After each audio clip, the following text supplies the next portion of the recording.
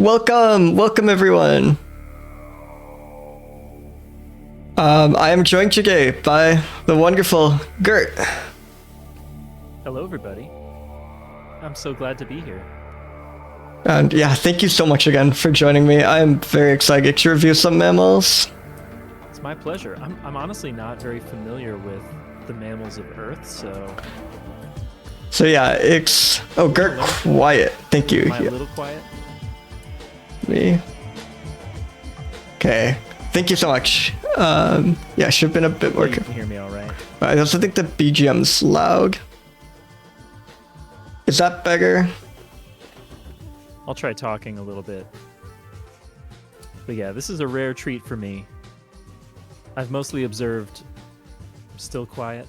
Okay, 1 second. Gonna add some compression. I can also add a little gain on my end, perhaps.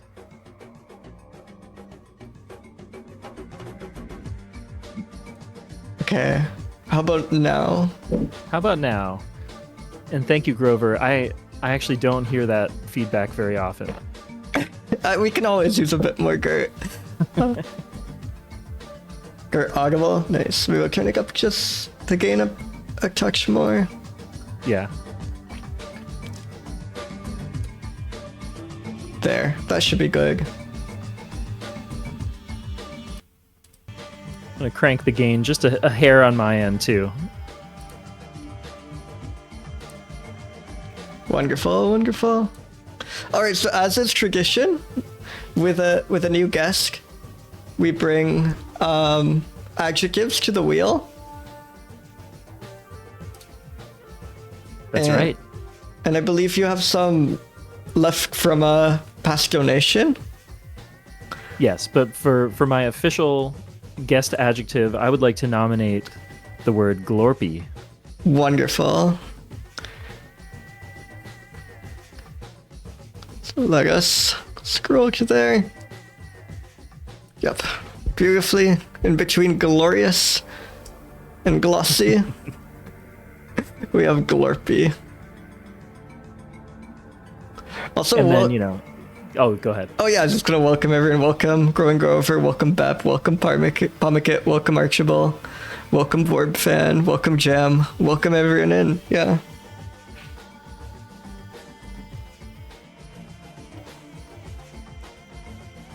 Oh, those are some excellent adjectives. Yeah, those are a few more. Those are some that I often use to describe myself. Definitely. And I thought maybe they're relevant for some mammals too. Absolutely.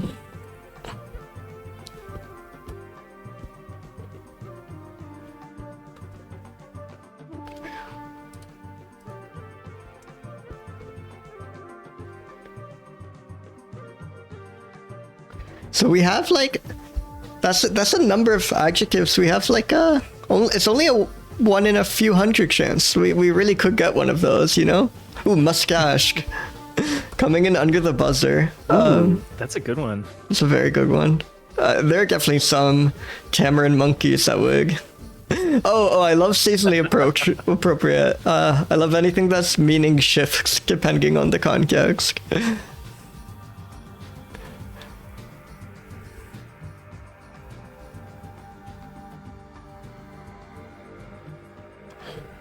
So we have mustache.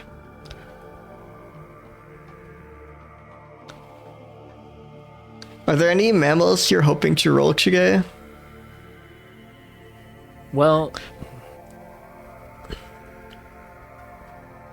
nothing really in particular. I'm hoping for some weird ones. Yeah. I mean, I'm always hoping for weird ones. Me too. I think some of those non-monkey primates, they're not necessarily lemurs, but most of those I didn't even know existed before the stream. Those have been some of the more alien animals we've gotten, I think. Yeah, and as was shared in the Discord recently, that Tenrec. Oh yeah, a beautiful little creature. Yeah, that was incredible. Tenrecs have such a wide range. Some of them just look like a slightly fuzzier mouse, and some of them look like nothing you have ever seen before.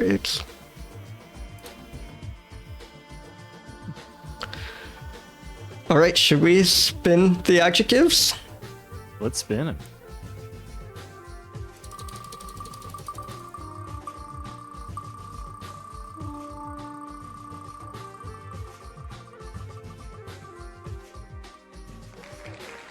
Ooh, adjective number Agile. one. It's agile. Some like monkeys could definitely do well on this front, I think.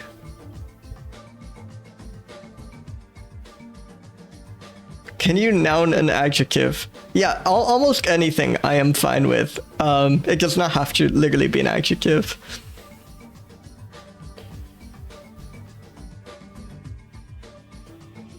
And yeah, I agree, Gumi. Mammals, animals between rodents and monkeys. Ooh, mascot and preposterous are both good additions. Oh yeah.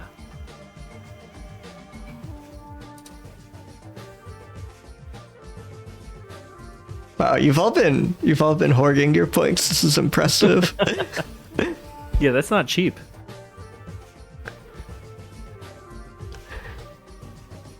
I do hope like we are really building up the. No, mascot is perfect. I'm very happy with that. Preposterous is also very good. I do hope we get like a high density of user submitted ones. We've had a single user submitted one rolls so far. I would like to get that number up.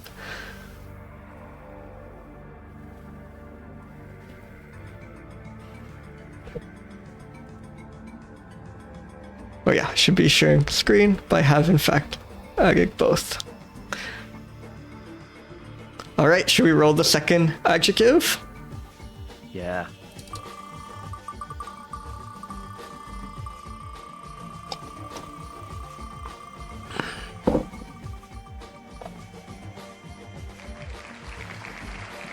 Realistic. I like this one. We often roll some variation of like fake. It's nice to get the other side of that. Yeah, I'm looking forward to seeing some low realistic scores. Yeah, it's always funny when the animals you really want to see are the ones that score low. Like the wheel does not always share my preferences.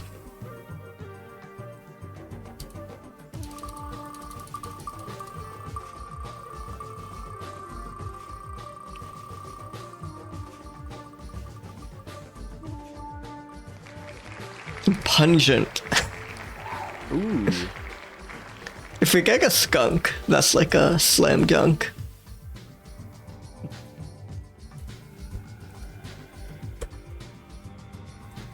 Yeah, the kind of creatures you can detect with your nose before your eyes. Yeah, yeah. It's kind of. I have noticed quite a few of them. They will go out of their way to talk about like scent glands or whatever. But this definitely could be challenging for animals where there's no information in that regard.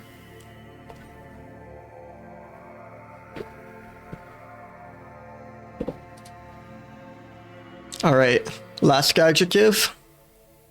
All right, let's see.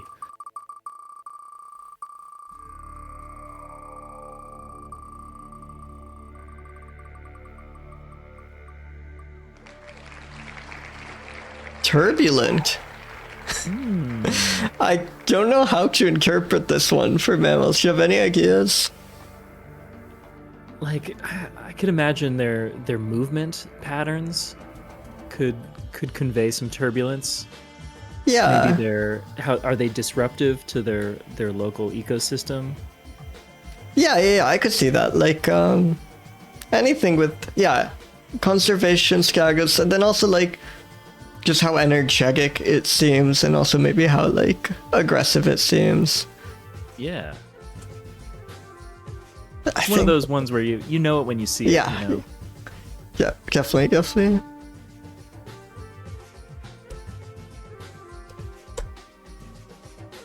Yeah, let's... There. Perfect. Right in between the tabs. Oh, there you go. Alright, should we spin the first mammal of the stream? Let's see what we got. Yeah. Can't wait.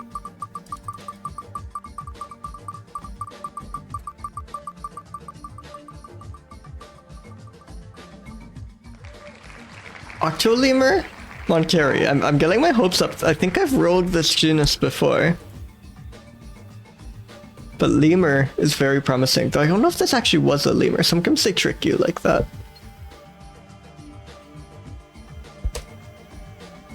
Oh, this looks very good. Wow. Wow. Yeah, it was a Galago last time.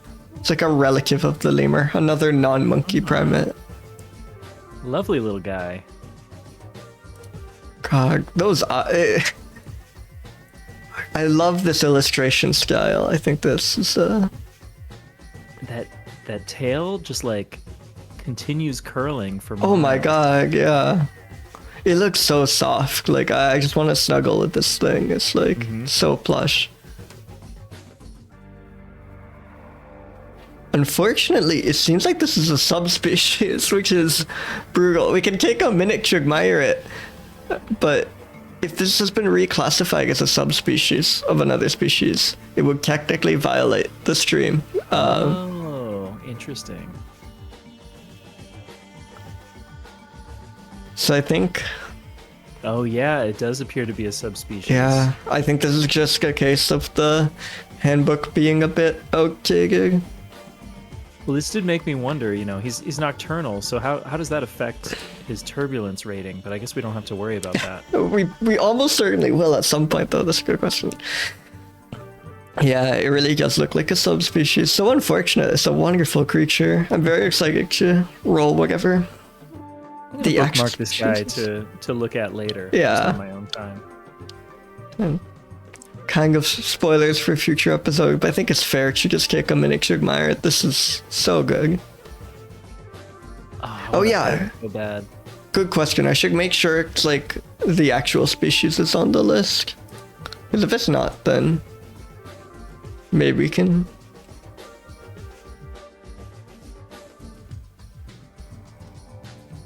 Oh, unfortunately, Cricetomys. Let's just go to Ogolemur instead, because it seems a lot of things have that name. Wait, it's not. Then now I'm wondering if I've reviewed it in the past. Oh, interesting. Because I do remember getting an Ogolemur, and it seems like there's only like one other one left. Yeah, see you, Barb fans. No See way. you. Yeah, there he is. I see him on your website. Primex. I love that I can just, Control F, type crass, and there he is. Yeah. Primex, Galagugai, Ogolemur, and yes, right there, the brown Gregor Galago.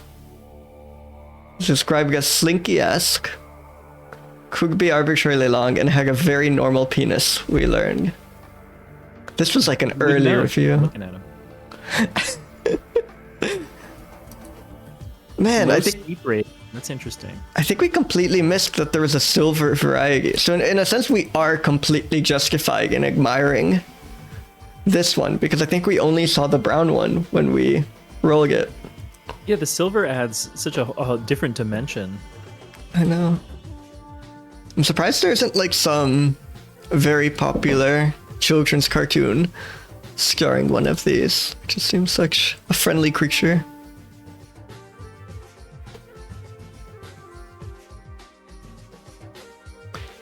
Alright, we can't review a subspecies, unfortunately, so I think we may have to move on to the next mammal. That's okay. I will say, it does appear that Galagos appear in some kind of Lion King animated show.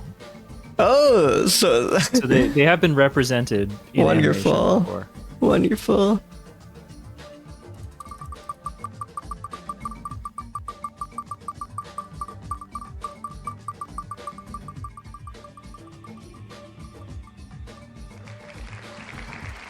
Podogymnura truei.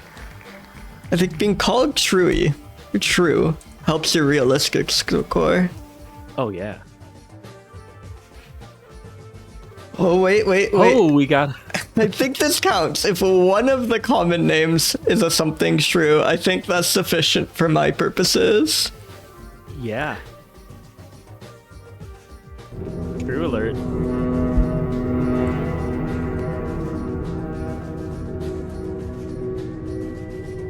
Oh, what a treat. The shrew counter has vanished. It's concerning. I think it's just off the screen.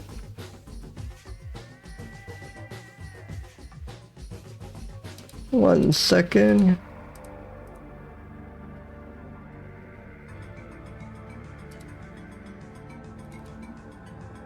Oh yeah, I see what's going on. There we go.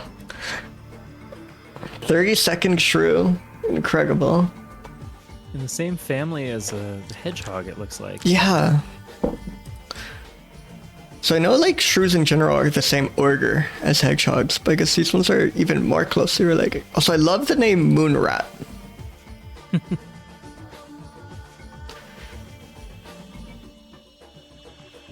And why is it that it seems like 1 in 3 of these rolls are like from the Philippines? Yeah. Or in that part of the world. Yeah, I think Indonesia has the most species of mammals, but the entirety of Southeast Asia is incredibly diverse with mammals. It's something juju. I remember learning about something juju with the kind of tropical rainforest you get over there.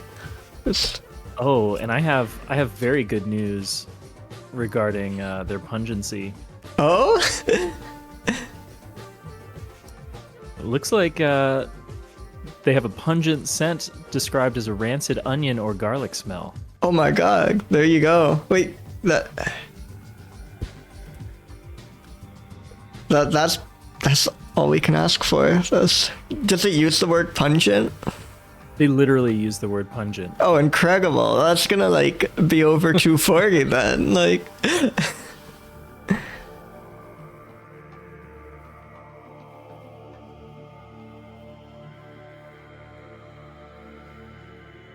they remain in their burrows during the game. That points to low turbulence to me. Mm-hmm. Definitely. Very stable. They're not rocking the boat. Yeah. They're busy secreting odors and... It has been documented near a hole at the base of a large tree. I just love so much when they get that specific with the habitat. Garlic. It'd be something incredibly strange to me about animal that just smells of garlic, you know? It's like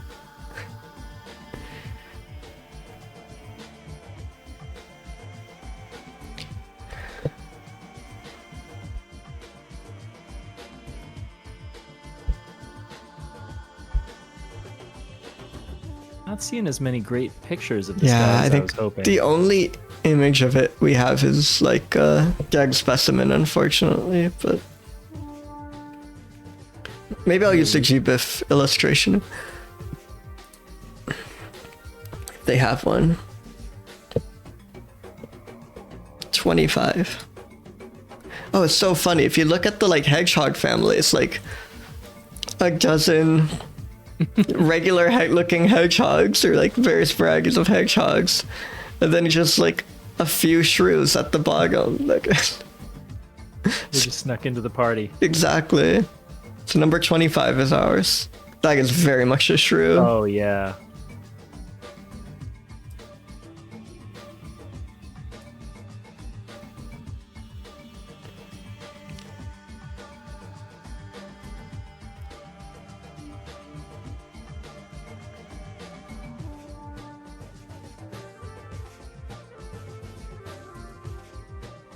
Beautiful.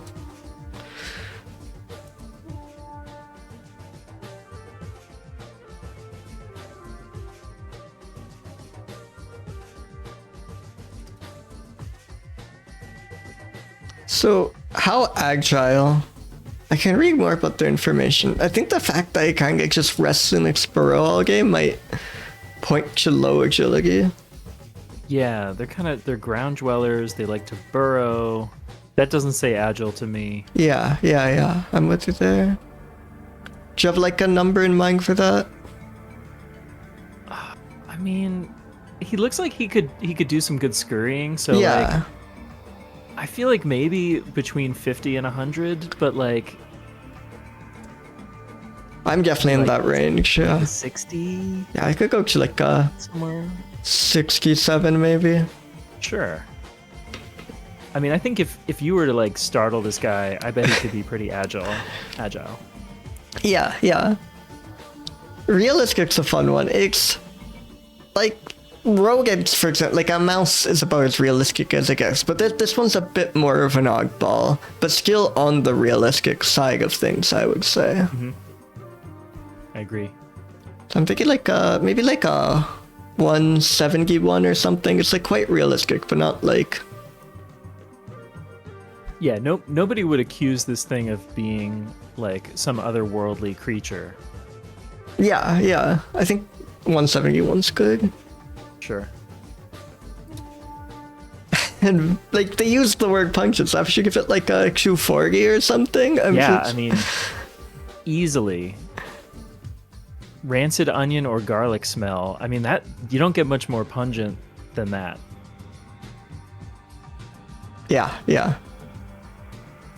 And low turbulence, I'm thinking like the whole thing about it resting in its burrow. And yeah, definitely. Like under 50? Yeah, exactly. Yeah, yeah. That gives us a score of 513. Bag. It's respectable. Now, what notes do we want? I want to include that was found near a hole at the base of a large tree among... it kept going. Oh, sorry. I thought this was a single habitat description, which was which was going to be good. That it was found in a hole at the base of a tree among tangled roots of trees, among roots and thick moss near logs along creek. Actually, that whole sentence is pretty good. Yeah. Under grass on the edge of a lake. Under grass on the edge of the lake, near boulders in a fern-covered valley. I'm convinced every ecologist is moonlighting as a poet. Like. Yeah, it's very poetic.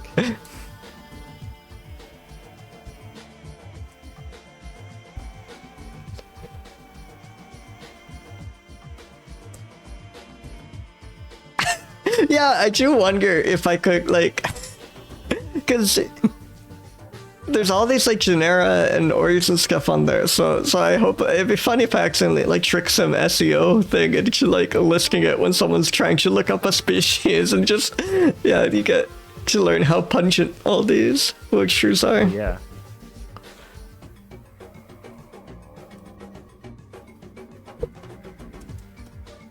And I think my other note is that moonrat is a lovely name. Do you have anything you want to add as notes? I mean, the rancid onion or garlic Oh yeah, smell oh yeah, I really can't believe I stuck out to forgot. me. That it secretes an unpleasant odor to deter predators. But yeah, specifically, rancid onion or garlic smell. Baffling. That's powerful. Yeah, yeah. Don't piss this guy off. Exactly. I like that's a sub note.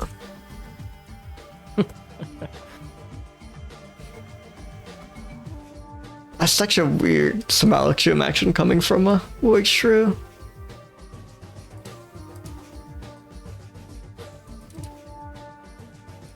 Okay, let me just export this.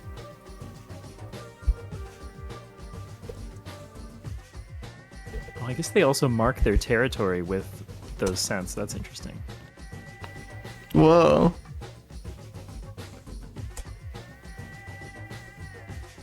So if you just smell rancid onion and garlic, there's either rancid onion or garlic or the Meganau wood shrew, one of the two.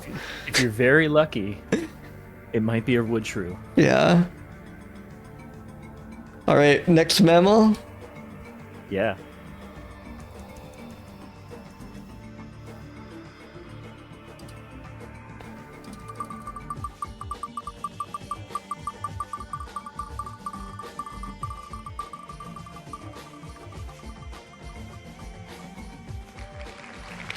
Gracilinanus.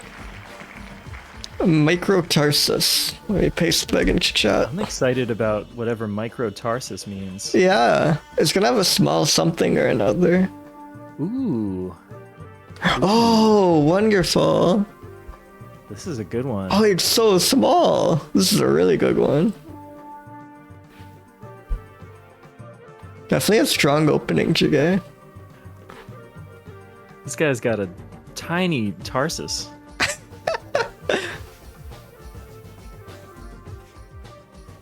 Males weigh 17 to 52 grams. Females weigh 12 to 37 grams. These are like so small.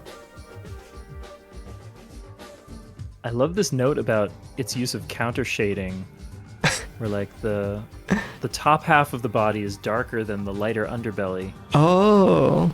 For, you know, oh, that never camouflage them against predators.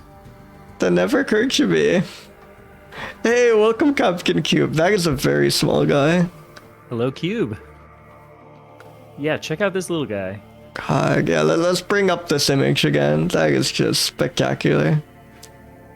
Those ears are they're like an elf's ears or something. They're so strange. Oh, there's a real good photo of him inside a little log. Oh, I'm very excited for this. Sure. Yeah, I got the right. Oh, there's a lot of photos on. Oh, look, I get screaming. That's thing of beauty.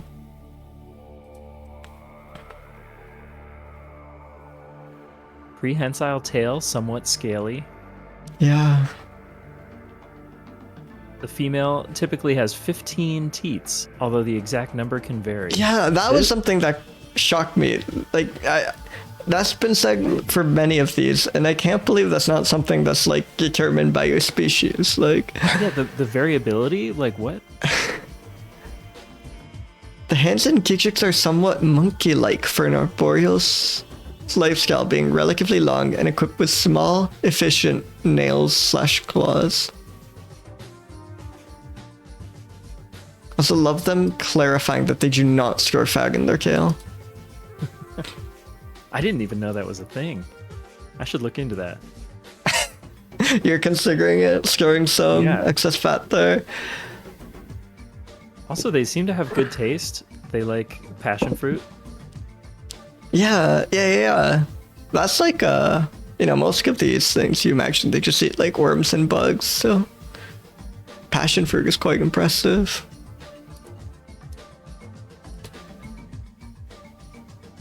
And like, they're not picky eaters. They don't specialize in any particular kind of insect. Right. Nice that they have like I respect that. Wide palate, yeah.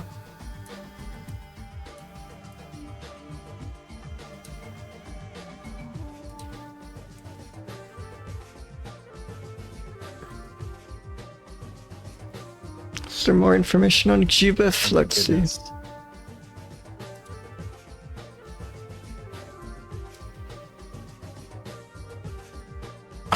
I love opossums are always doing this like screaming expression, which I just love so much. Yeah, not only the screaming, but also this pose where he's like delicately balanced between this leaf and branch. I guess it's just that small that this leaf can actually like support half its weight like that. That's like kind of, I guess it can't possibly, can it? It must just be. Yeah, there's some kind of optical illusion going on here. It's so but like truly every single photo of this guy is just so endearing. Yeah. God, it's so cute. Oh, here's what I was looking for actually. There's a picture of one in a human hand. Sorry, I'm just blasting. No, this is wonderful. I love going oh wow, oh look, it's tiny. I needed a sense of scale.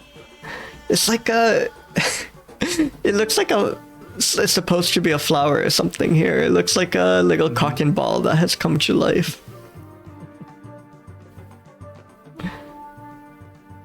The feet are a little bit creepy, but I think he gets a pass. Yeah, often when you look closely at the hands and feet, they're just kind of strange.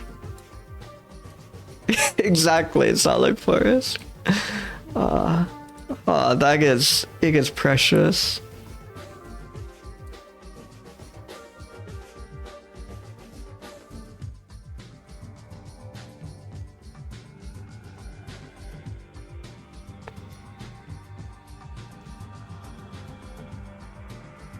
This sentence has been, this phrase has been milking my line. Okay, there can be significant deforestation in parts of its distribution, but eclectic forest fragments interconnecting with narrow vegetation corridors.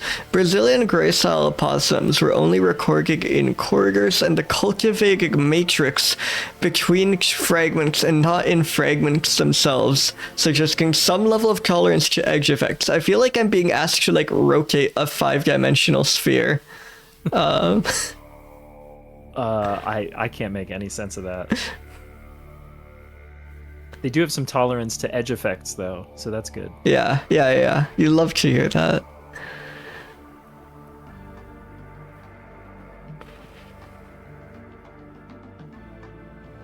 Yeah, the really variety of food it eats. Can be an important disperser of seeds.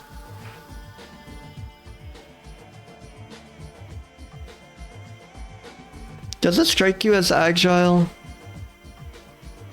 I think there's... I mean, yeah, I'm trying to...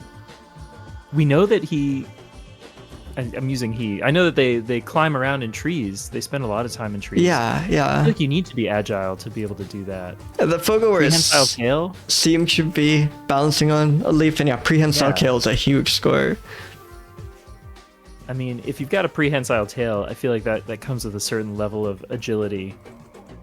It's called gracile, right? That seems to apply. Yeah.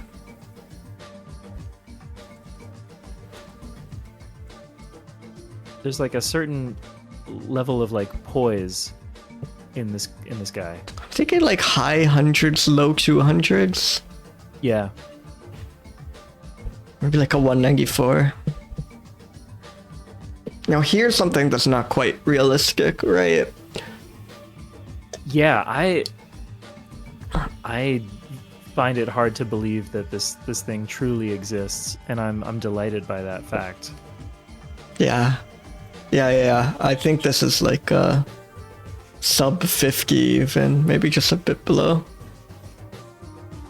Yeah, like if you were to just describe this to me, I don't know if I would believe it. Yeah, I'm thinking like 41 or something. Sure. Hey, welcome Nimmer. Also welcome Selig Forest. Yeah, I really love these. I love all these South American opossums, but the like particularly small ones are so delightful. The like bright pink nose too. Say to our viewers at home, just like treat yourself, load up this page and just look at some of the photos on Naturalist. Yeah, maybe we can do a quick scroll through those while we try and think about. There's nothing about it smell, right? So we just have to. No. Which is always a good sign, right? Like if it seems pretty clean. If it had a sort of odor, they probably would mention it. God. It's so precious. Yeah, I'm saying this thing isn't pungent on pure vibes. It looks quite well kept. And I think I would welcome this guy into my home without hesitation. Absolutely. So like maybe just kind of a natural earthy smell, like yeah, probably like under 50. Yeah, maybe a bit higher though, just because I want to. I don't know.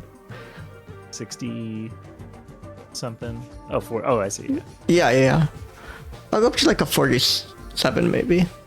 Sure. Just want to leave some room in case we get something that looks. I don't really know what would be a very non-pungent. Maybe I should like. I'm trying to think how non-pungent could mammal be. Like, what's the bottom end of this scale gonna look like?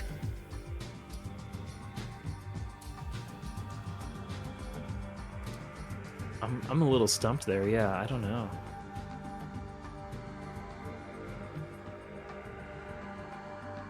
Maybe if we like heard something extensively about how it washes itself, that would be a sign. I would try like there's definitely something they could say that would warrant a low score, but maybe I should go a bit lower because it really does look quite clean and odorless.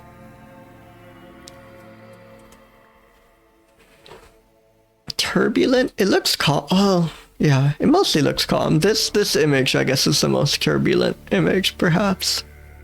Yeah, but this seems like the kind of guy where he leaves no trace. Yeah. Everywhere he goes, it's like is just a little whisper in the wind. Yeah, I feel gracile is almost the opposite of turbulent, right? Like, yeah. He's pretty low turbulent score. So like a wonderful creature with a very low score. Such is the wheel sometimes.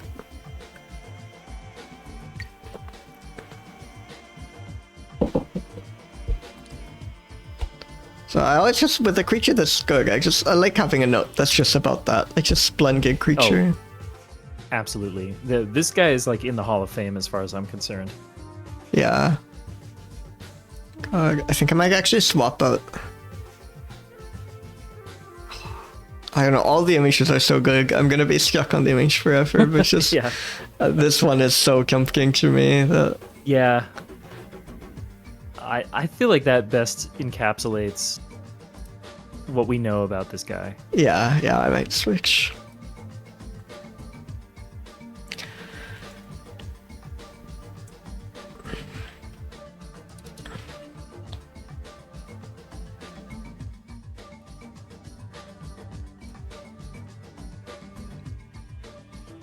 Got new wallpaper for my phone right here. Perfect.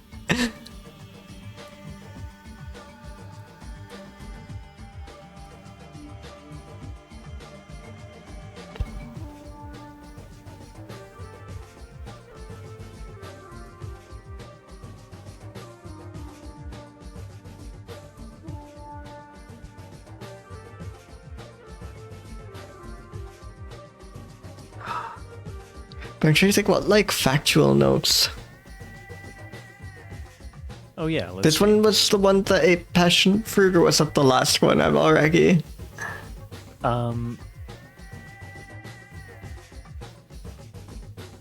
No, that is this one. Insectivorous, but an opportunistic forager. So yeah, like, they specifically mention passion fruit, which I think is notable. Yeah, opportunistic forager is great. And I feel like the counter shading is a nice touch. Yeah, I think that's excellent. That he's comfortable just hanging out in the trees.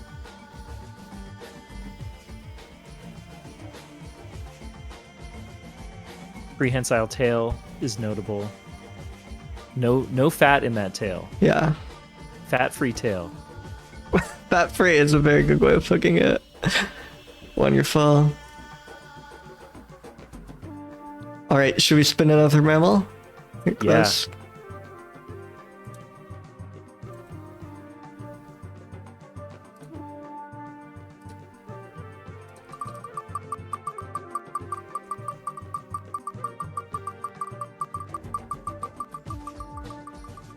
Hey, welcome Pascapuro. Welcome.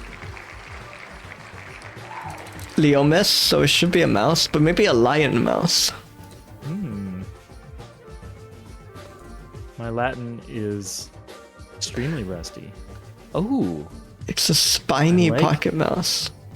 You get 2 adjectives in there. That's nice. Yeah, and they're good ones. I love a pocket mouse. The spiny is quite exciting. They mainly eat the nuts of palm trees. The nuts of...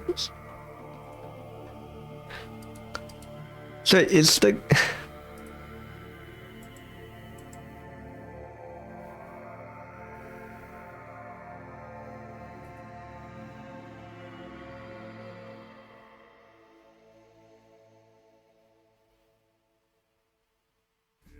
They locate their food by scent. Yeah. But does that count as... that doesn't count as pungency, does it? I think they don't... I'm not seeing any indication of pungence. If anything, from this guy. The fact that they rely on scent to find food maybe means that they keep their own scent count, but that Sure. also sounds a bit speculative. We got another burrower too. Yeah, Just a lot of hanging out in burrowing. their burrow. Just spend the day sleeping in your burrow. I mean, that sounds nice. Oh, and it seems like its maybe move is no longer Hylaeamys. It's a Heteromys. Oh, that would explain. So yeah, some Googling might go a Okay. beggar if you do that.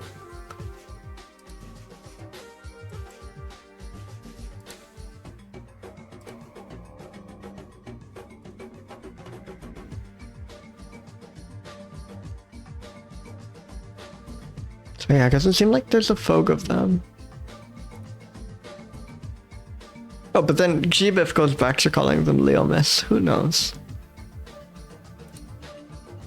There's never consensus about these things. Interesting that they're solitary creatures.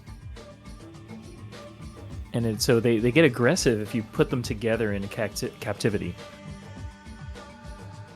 Yeah. It's important in the life cycle of a bacteria, which is unfortunately a causative agent of leptospirosis, which does not sound good. Oh yeah, that doesn't sound like a good time. No.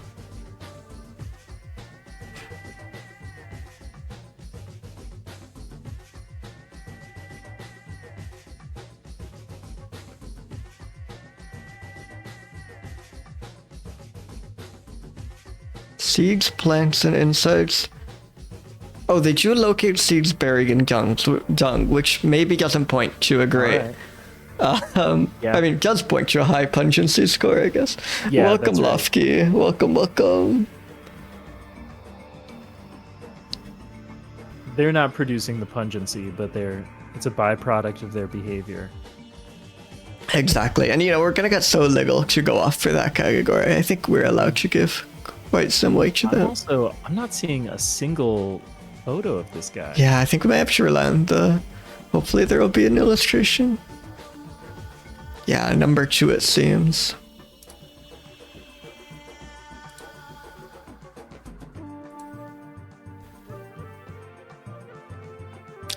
Pocket mouse got me excited, but this is like 6 inches long.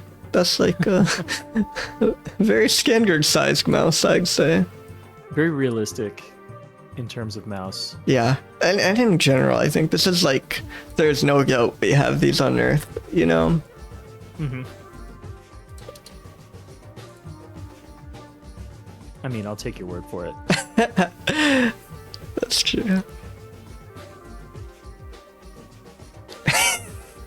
That's a really good point, Cubert 3. I might put that in the notes.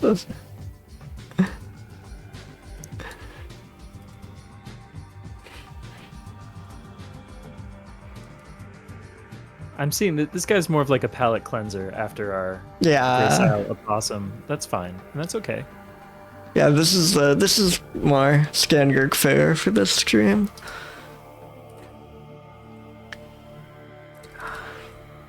I think by default, mice are a bit nimble, a bit agile. Yeah, I feel like they have to be.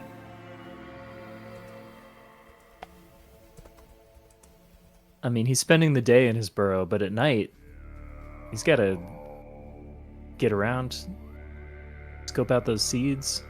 Yeah. I don't think we can go, I think we need something a bit more concrete to go super high with the score, but definitely above average. Maybe like a high 140s, low 150s is what I'm thinking. Sure. 150 on the gut.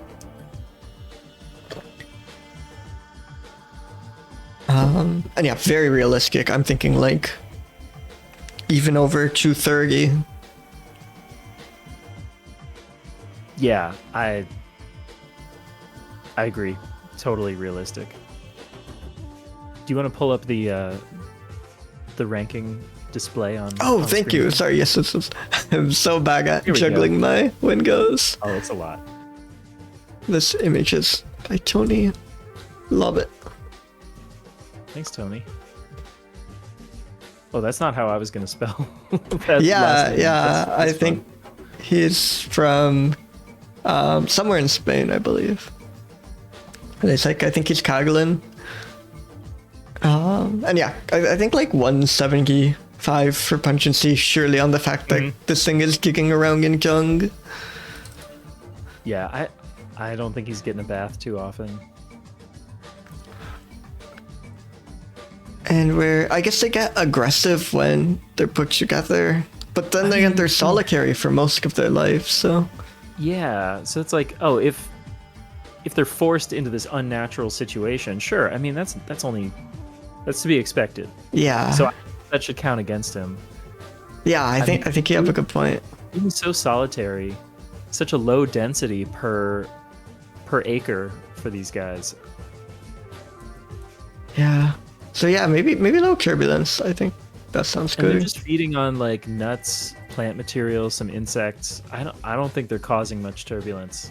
Yeah, I'm with you there. I'd say like maybe 58. Sure.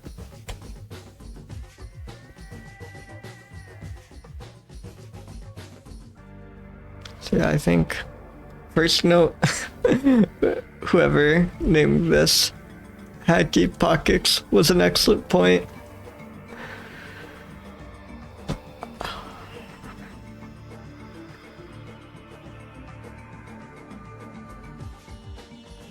Just not get along with others, it sounds like. Yeah.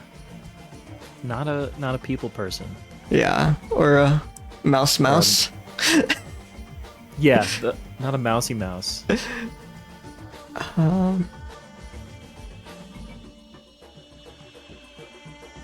Elaborate burrows. I always love hearing that. I'm glad it's not just a simple digging a tunnel and calling it quicks. A mice mouse. A mice mouse. Not a mice mouse. That's worth a comment. And elaborate burrow systems. I don't think we have to say too much about this one. It's good, but very standard fare. That's right. Well, maybe a nice mouse. Doesn't sound like it's always a nice mouse, but I guess as long as it's comfortable, it probably is. You got to respect its boundaries. Exactly. All right, let's spin another mammal. All right.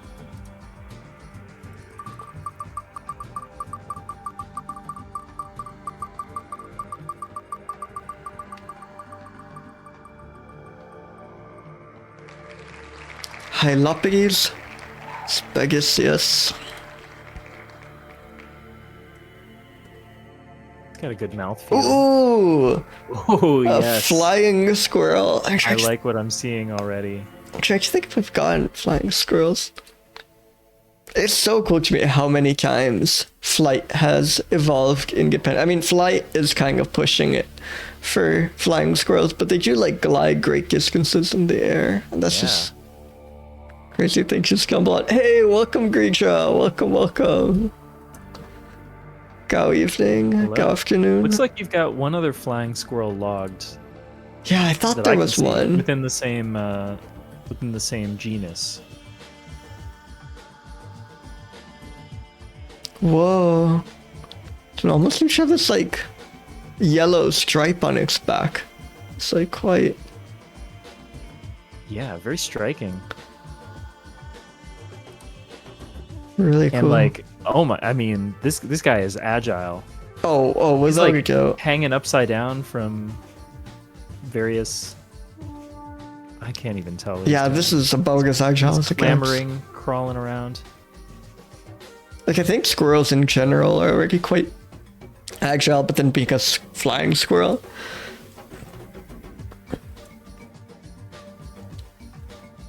Wow, I'm just fascinated by this coloring. It's I really know. nice. Like, even if it wasn't a flying squirrel, this would already be a cool squirrel. Oh, and hello, Higa. Hey, welcome in, Higa. Welcome.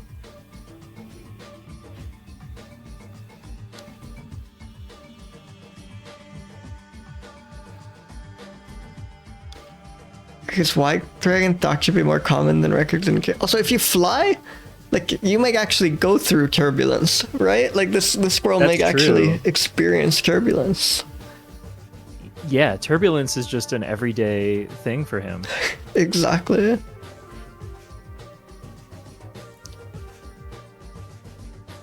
Not much behavior information, unfortunately. We have no idea what they eat somehow.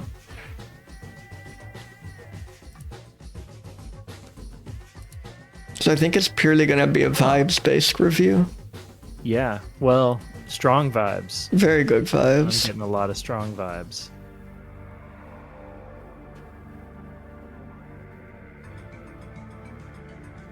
Oh, I think this image is the winner. I wish it was a bit more in focus, but just it peeking down at the camera. Yep. It's so cute. I'm noticing on iNaturalist, the last observation was just like less than a week ago. Whoa. It was an injured squirrel, but given to a veterinarian for care, with the cost sponsored by an organization. So that's heartening. That is heartening. That's wonderful. These guys are getting care. I love when you get those stories on iNaturalist where they really go into detail about how the observation happened and so on. Sometimes the like comments on the observations can be really lovely where they talk about how they found it. If there was any doubt about the agility here, wow, this photo really shows it too. It's like perched. It's a little hard to tell. Perched on a tiny little stick or something. Yeah, it looks like some wire or something. I'm not sure. Huh.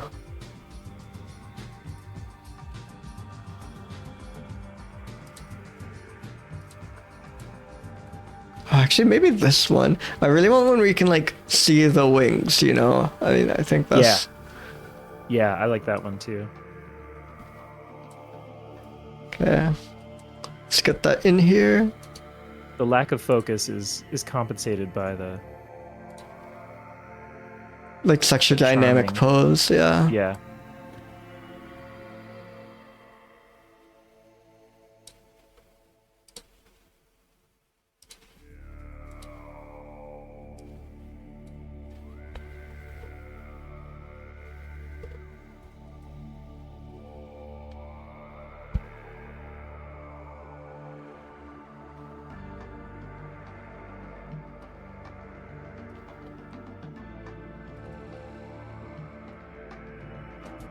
Somebody really needs to figure out what these guys eat, though.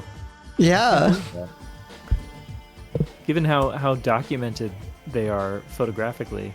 That's always really interesting to me. I guess it's just they're like such cute creatures, but it's always so interesting to me when there's like 100 photos of something on iNaturalist and we're like not even sure if it's nocturnal or not. I guess it's just also some divide between what the general population knows and what's like officially recorded in the scientific community. Yeah.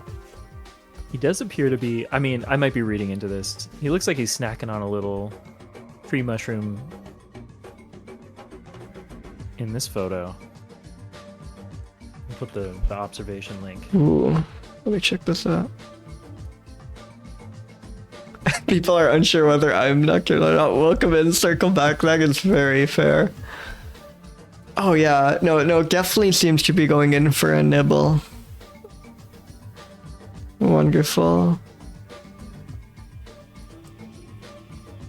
I think it's kind of not realistic, right? Like a squirrel that can fly? That's kind of outlandish. Yeah. I'm thinking like high 20s. Below average. Yeah. Maybe that's crazy. Maybe we should leave room for like the truly alien animals, because they're still kind of a... Maybe more like a 61 or something. Yeah, I was thinking somewhere between 50 and 100. Yeah, I think that sounds good.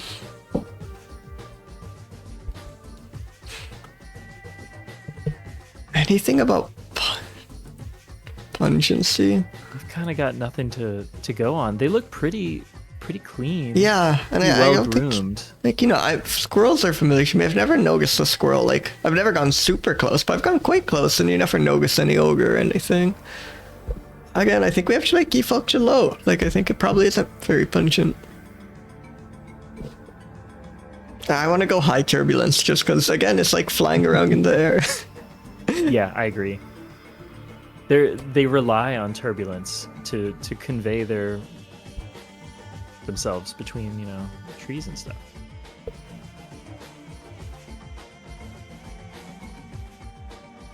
Yeah. So yeah. What notes do we have? I just want to put crazy that squirrels can fly. I think like when I first learned about flying squirrels as a kid, I like almost couldn't believe, like maybe I saw them in a cartoon once and was like, oh, this is obviously some gag by the cartoon, a like squirrel that can fly. These can't possibly be real. I think there's something crazy about a flying squirrel. Absolutely. Just really good, super cool colors on this one. I think an ag break is a boat should start, so maybe just one last note. Do we have anything, Jag? Maybe something about being nimble, like... Yeah. Extremely...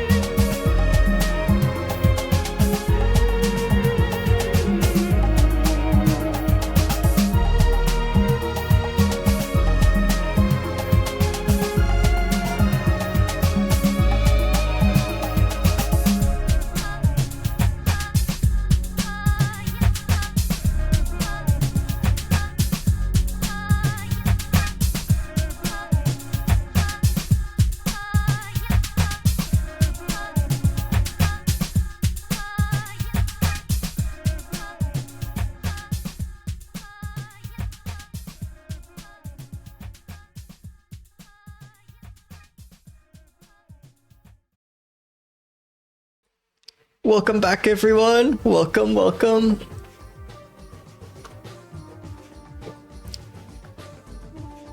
So I think we just added Welcome back. one note about it being incredibly nimble just as the ag break started. But yeah, we just got in under the buzzer, I think.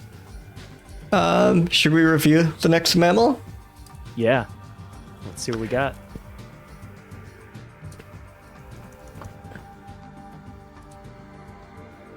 Oh, I'm sorry.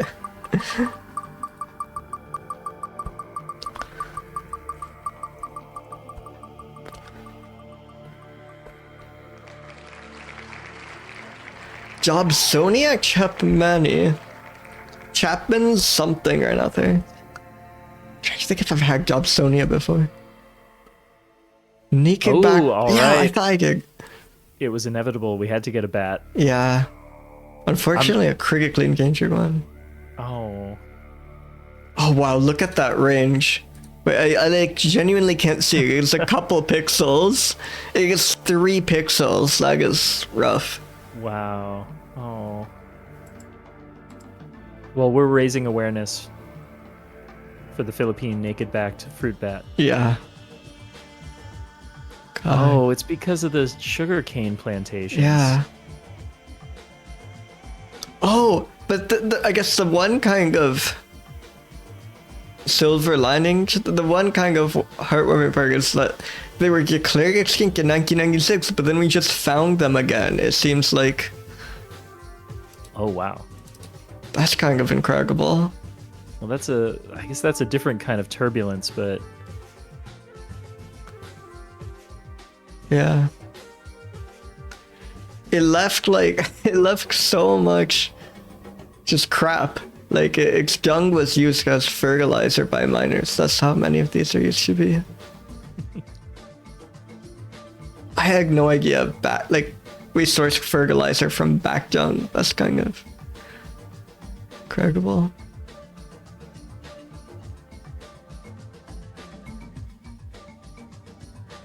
also, wow. They're saying that these guys were hunted for their meat? Yeah, that's surprisingly common. I had no idea. It's that bats are hunting for bushmeat, especially the large ones. I guess it's like you eat what's around, and if you have large beaks around, backs around.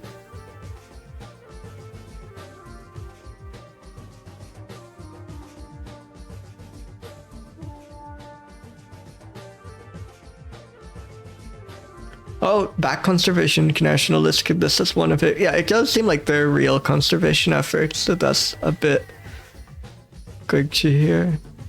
Maybe not. I don't know if it'll be enough, but it does seem like this is being taken seriously at least. Some of the critically endangered, it really doesn't sound like much is going on.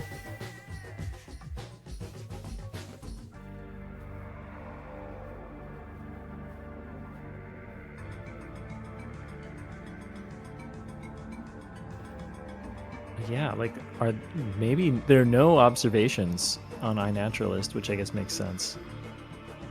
Yeah, it is kind of like Amber. Yeah, sometimes the critically endangered ones you do actually get images of exactly because they're critically endangered, so there's a big incentive to photograph it.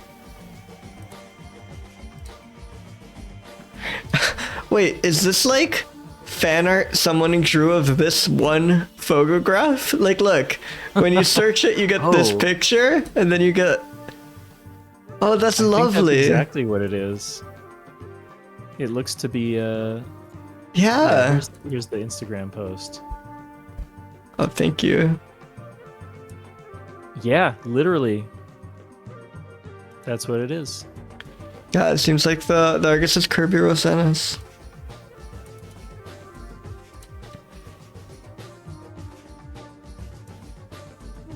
Oh, this is awesome. I will drop this link to the Sargus. This is. But where's it's like there's something called Fragile World. I wonder if they just document. Yeah. It's a coloring book featured some of Earth's most endangered animals and their natural habitat. Wait, so is this twofold? Yeah, so I think this is Lilu White's coloring of the coloring book by Kirby Rosanna. So that's wonderful. I kind of have to use this image. That's just so lovely. That's lovely.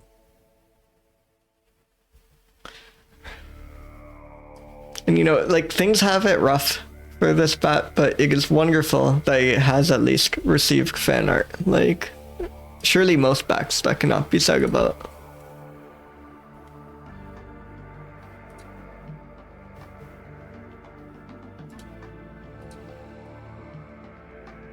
Yeah, check out that coloring book if you're interested. It seems to be. Need a last-minute Christmas gift? Yeah. Holiday gift? Oh, and like royalties from the book go to charitable cause. They go to a wildlife foundation. That's wonderful. God, it is nice seeing all the people who really seem to care when getting to this.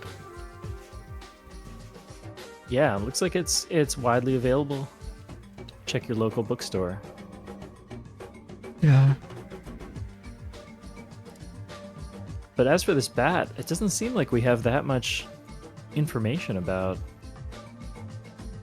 their behavior.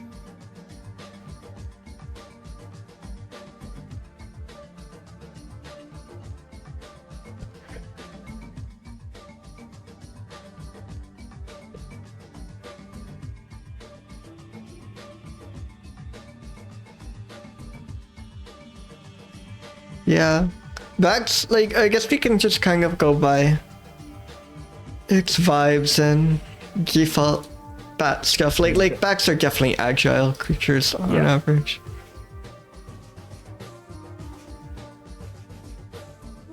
I'm kind of worried by how many animals seem agile to me. I guess a sloth would be agile. I guess not every mammal strikes me as agile, but a cow too. Okay, there are some things I won't give.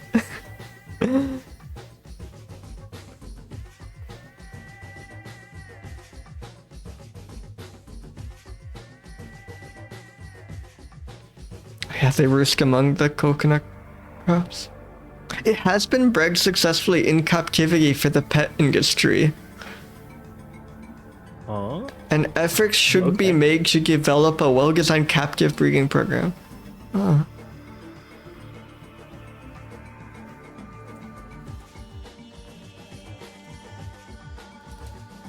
God, I wonder if like how easy it would be to like domesticate a bat species. Like you just have it be a friendly pet. I would love that. What do you think about realisticness? I mean, it doesn't seem unrealistic. No. I still think bats are like stranger than most. I think it's very realistic, but not as realistic as a mouse. I still think like we're used to bats, but they are quite strange creatures when you think about it. Yeah, I don't think it's gonna breach 200. Yeah, I'm thinking 180. That sounds right to me. Hey, thank you so much for the follow. Welcome, welcome. Pungent. I mean, they live in caves filled with their guano. Yeah, that's true. But does the bat itself have pungency? Hey, thank you for the follow. Abundant? That's a tough one. Yeah. I can't say I've ever smelled a bat. I think we go on the and maybe right in the middle then, like we still I feel without any. Yeah, I feel the caves are gonna, if you like live in a cave among Gubernir, that's gonna make you a bit pungent no matter what, I think. Yeah. But I don't think we have enough to go way over average, maybe like a 131. Yeah, I'm good with that. It also flies, so I guess it also gets the high turbulent score, maybe. I think so. I mean, we gotta be consistent. Yeah, does it strike you as it would have more or less turbulent flight than the flying squirrel? I feel like less because it has more control. It has like the mechanisms to to overcome the turbulence. He gets much more built for that than... The flying squirrel is kind of at the whims of the breeze. Yeah. Yeah. I'm with you there. Very high score.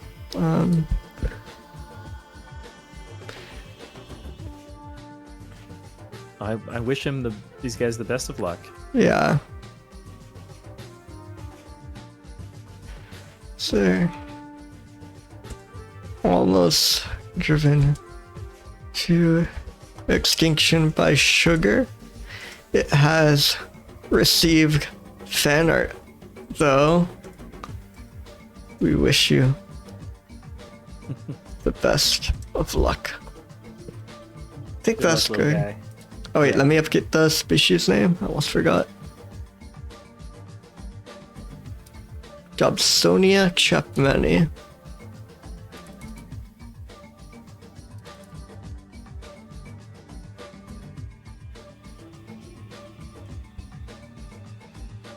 What was the common name? This was the Philippine naked back fruit bat. Very long. Yeah.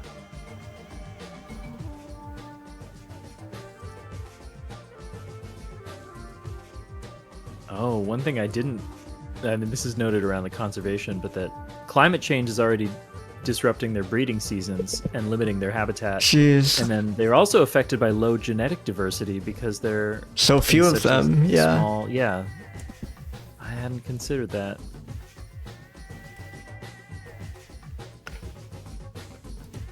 Should we roll another? Yeah.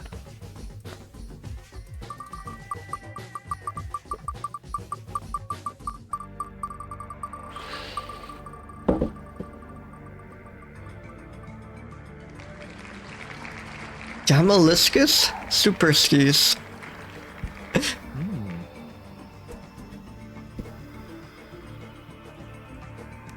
I have no idea. What it be. Oh yeah. Oh Very no! different Oh role. no! Second time in a row, we get an incredible creature that seems to be the subspecies of something else. Oh. Yeah. Yep. Let me make sure this was Gamaliscus lunatus. Yeah, it's right there on the wheel. Shoot. Very powerful stance though. Incredibly. It looks so Powerful mysterious. I'll look forward to seeing this guy again someday. Yeah, sometime in the next couple of years we will actually roll this species. They're taunting us today. I guess we spin another. Yep.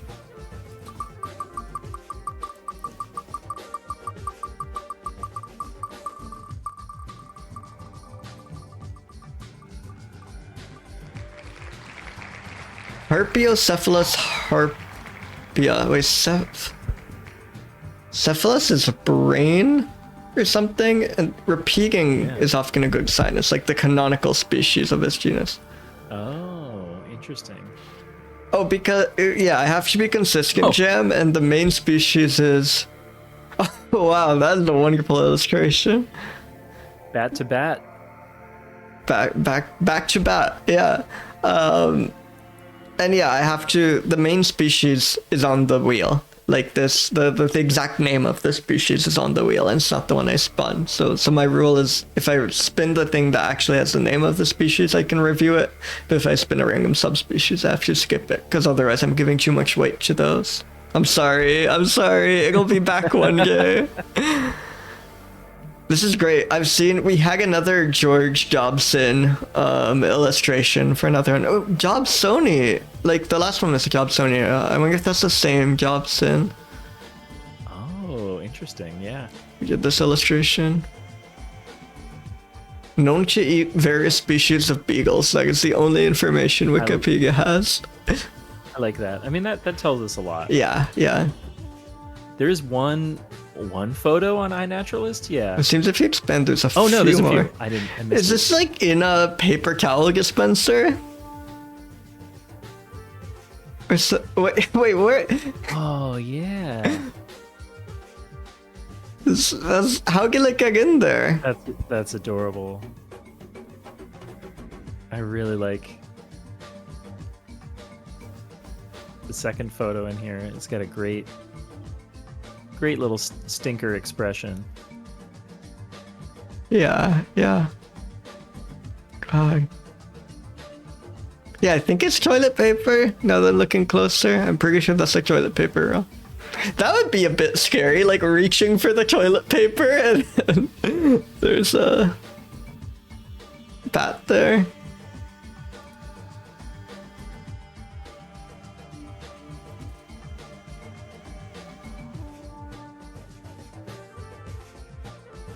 This guy's spicy.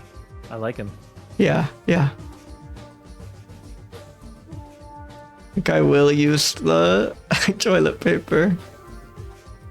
Yeah, that is also very funny. Like, yeah, I would too if I saw an unidentified bat in the skull.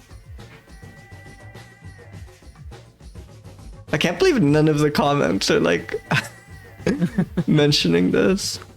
Just one saying great. Oh no, I'm looking at the wrong one. Never mind. They're professionals. Exactly.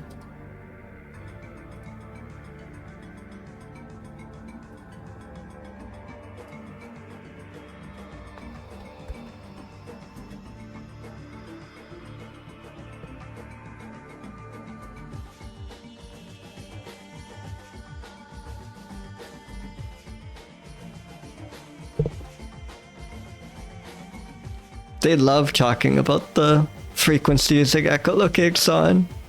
Hey, welcome Alcazamath. One borderline shrew that we chose to count. There was something that is sometimes called the something or another wood shrew, but not always. I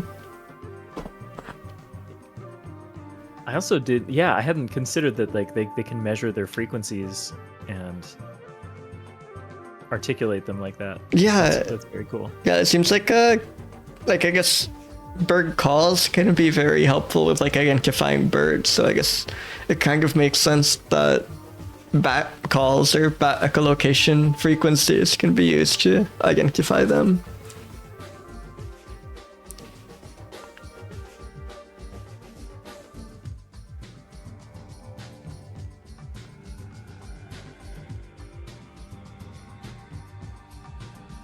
Because I know all the like bird call apps, the bird identification apps, they even like show you what the spectrogram should look like of the bird call or something. I love that.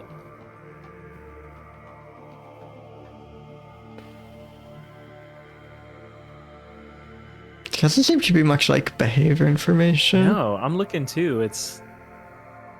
He eats beetles. That's all we know. Yeah, at least we have that image. I feel that image gives us some... Known to frequent bathrooms. I don't think we can infer that. Yeah. Do you also think this affects it, being found in a bathroom stall affects his pungency score? Like, we don't have much else to go off. I think, unfortunately, we might have to look it again. Yep.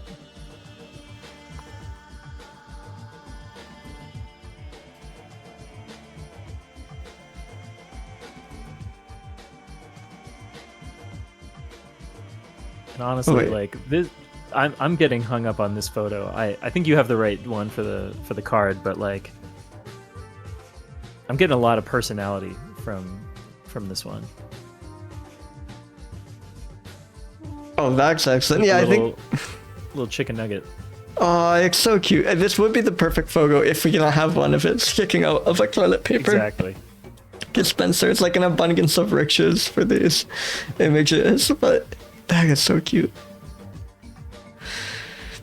It is like chicken nugget.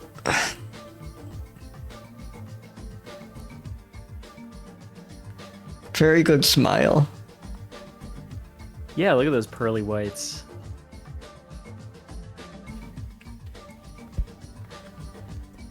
Again, I think by default backs are agile, and we don't have anything pointing us away from that, really. Maybe like a 180, a 182. Sure. Maybe the like, trying to think, because again, backs are like on the realistic ends of things, but not crazy realistic. Maybe this like bright neon orange color does make it a bit less realistic than the last bat. I agree. Yeah, this one's a little more unique. A little. Yeah. Maybe closer to like a 140, 150. Yeah, I was thinking 150s. I could go for a 152. Yeah, unfortunately, I feel we do have to assume a level of pungency given it's in the bathroom stall and all. Yep. And yeah, I guess similar turbulence score too. Yeah. I guess it shouldn't be too surprising that gets a similar score to the last bat. But this one eats beetles. Yeah. Wait, not that kind of beagle. Known beetle fan. Yeah.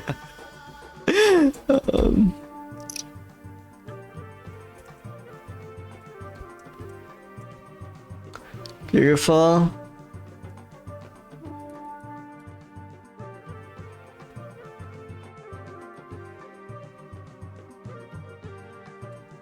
Alright, should we spin another mammal? Yeah, let's spin.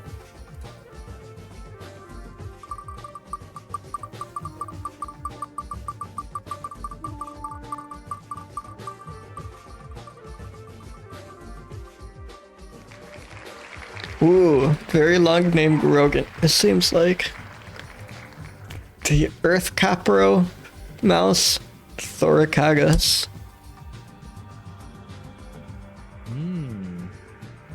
The Little Swan Island Hukia, oh my god. Oh no, it's extinct. Oh no.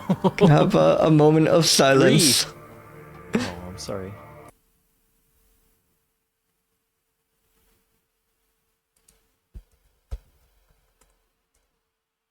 Thank you for joining me in the moment of silence. Wow. Yeah, 3 invalid rolls. Yeah, that's like, I don't think I've ever had this high of a this. Well, there is some, if you want to learn more, there's some more information here. Victim of hurricane plus cactus. That's a rough combination.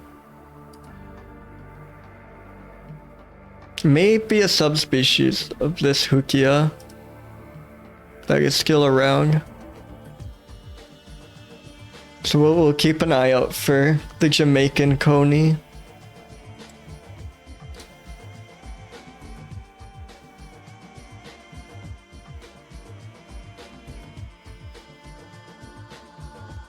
That's kind of crazy. This specimen is from about 1940.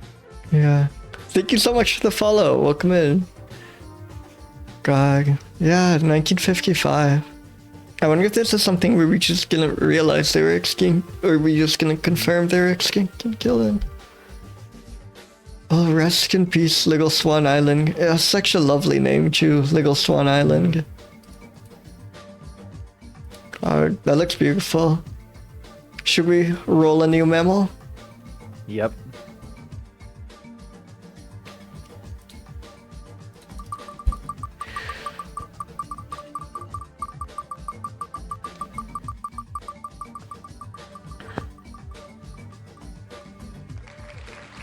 Ooh, it's a rice rat. I remember it was a mess.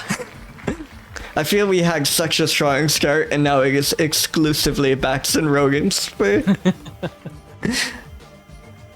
Not to say that. Oh yeah, no, we love Bax and Rogan. There's just many of them.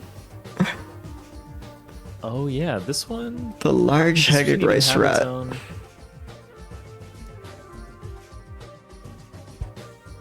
Yes, grim when they don't even bother using the common name in the Wikipedia article name. They just go for the species. Oh, so it has. I see it. It has a new genus. Yeah.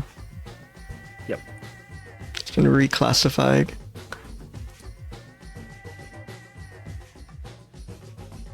Wait, is this? I'm so confused. Yeah, they seem to be vulnerable in terms of threat status, but Wait, they're claiming this is a synonym of Suanesi? Is Suanesi on the wheel? Because then we have a tougher call, because then it just seems like they're... Yeah, Suanesi is on the wheel, but given that the Wikipedia article is under this name, I'm going to make the like executive decision to just remove Suanesi from the wheel.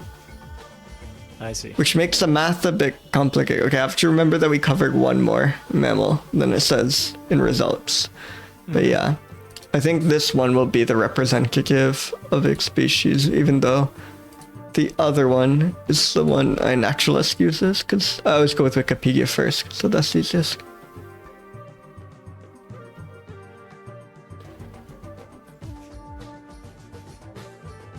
yeah, that's a great point, Pascapora. They're the default mammals. Yeah, really cute eyes. Very regular rag, it seems.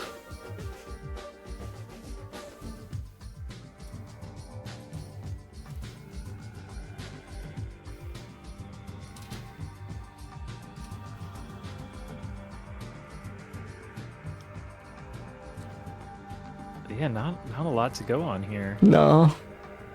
Can I say, is it a bit mean to say this image? I mean, it's really maybe the collector's fault more than anything, but this image is making me think it might be a bit pungent, like just by association. I think that's a fair evaluation.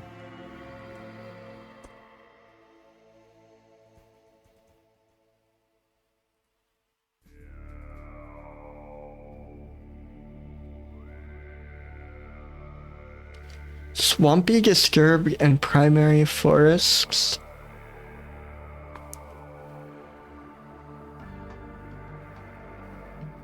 Yeah, seems like a really confusing taxonomic situation here.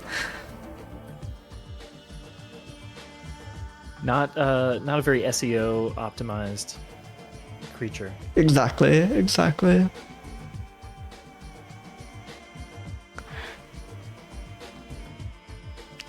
Okay, so...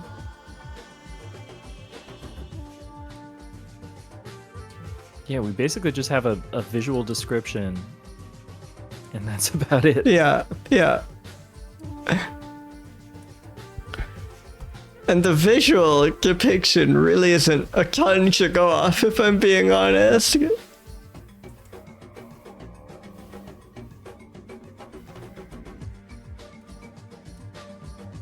This was Ricardo Bovendorp, that's right. And it is the common name is rice rat, large-headed rice rat. Yes, thank you. That adds a little extra flavor, but there are a lot of rice rats I have learned from this stream. oh. Like, it's kind of funny, because like, rats and mice we're familiar with are the ones that are like very well adapted to be near humans, right? Because of course those are the ones you're constantly like running into in your house or whatever, but that's like a kind of small proportion of rats overall. It seems in general there are a lot more like tree rats and rice rats than there are common rats. Agile? I mean, it's hard to imagine this guy's not agile. Yeah, default rag is agile. Very realistic, I'd say. Yeah, almost too realistic. Yeah. It feels a bit pungent to me, I'm sorry to say it. I think so. Because it seems too meek to be turbulent, if that makes sense, right? It's like... Yeah, I'm getting a low turbulence from this one.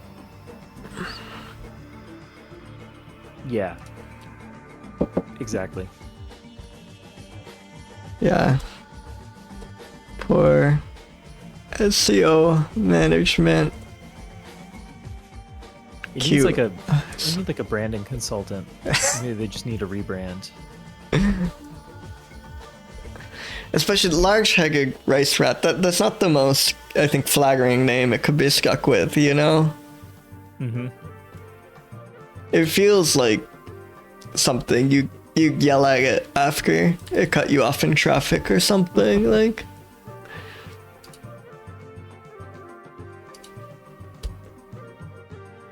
It is cute. It is a cute descriptor. It's just, I feel it's not put in the cutest way, you know? It's a very cute mouse. It's a very cute rat. Mm-hmm.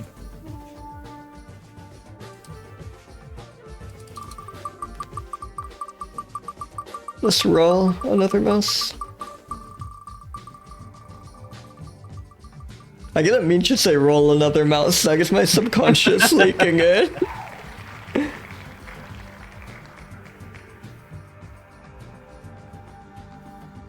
Myotis, wait. Myotis is the bat, Microgus is the vole. I always get those two mixed up, but I'm pretty sure that's the way around it is. So I think this should be a bat. Or there is like another similar one that was something else. Yeah, no, it is a bat. Oh, I like this one. I love when they have the giant ears. That is so cute.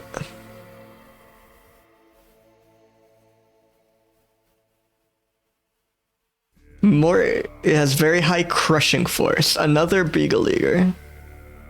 Ooh. Whoa, really wide. I could go out and find one of these. Really wide range.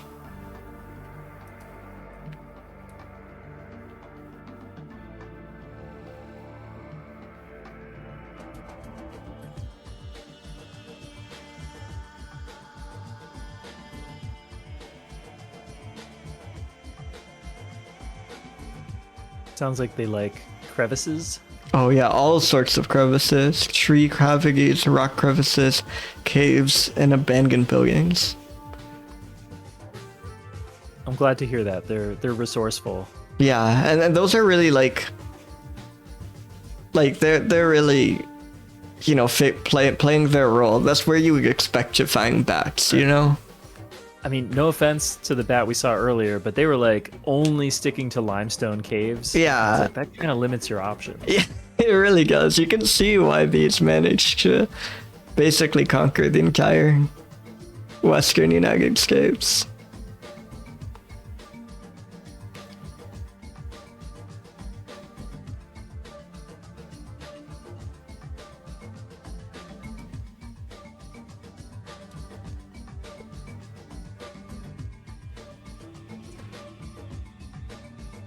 Oh, look at it screaming here. I guess, yeah, if it has that wide of a range, Yeah. we should get a lot of images of it.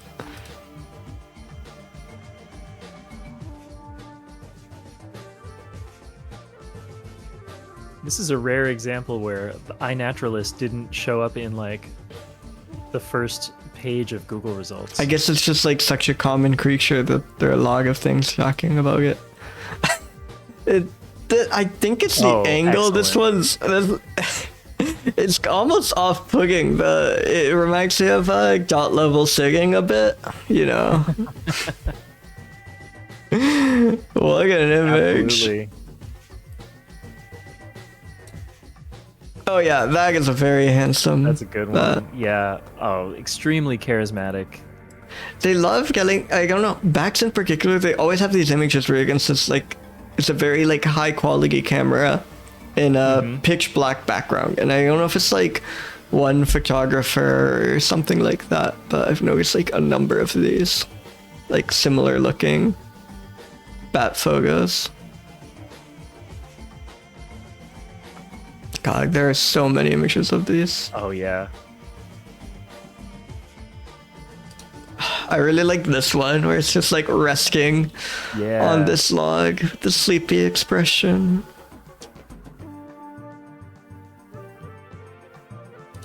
There's 4 of them here. Unbelievable. I kind of want to use this one. That's wonderful.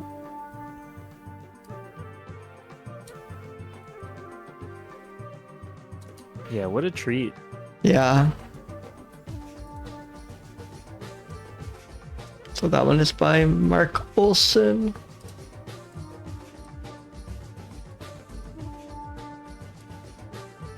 Obtain 4 bats. Exactly.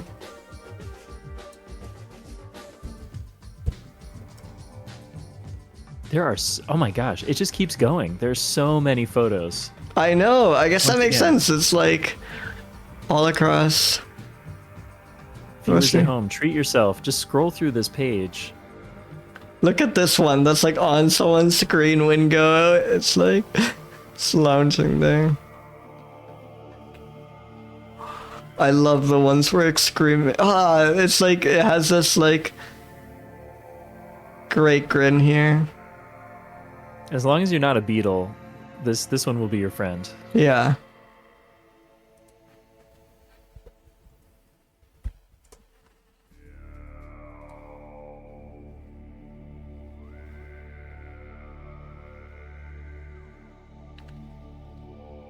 Can be, yeah, they do prefer to roost in agates. That's wonderful, so they can be considered.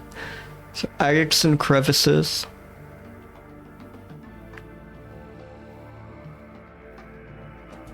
There's like surprisingly little information on GBIF, given that everyone seems to be constantly running into these. Yeah. Ooh, and sinkholes. They just love any opening, any.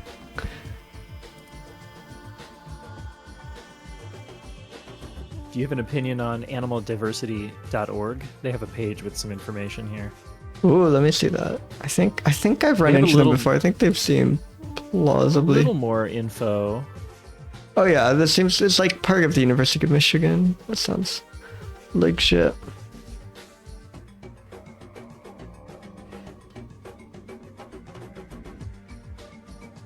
There's more about their food habits and... Where did I see it? They're born naked with sharp milk teeth. Wow. I always love born naked. Like I know what they mean, but it's really like, aren't we all like? Born fully clothed.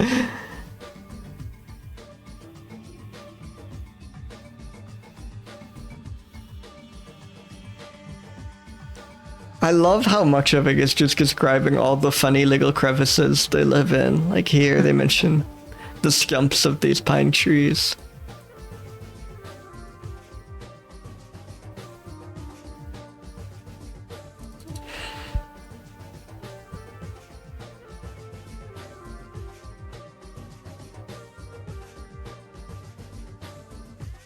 Oh, they do seem to be a little bit solitary.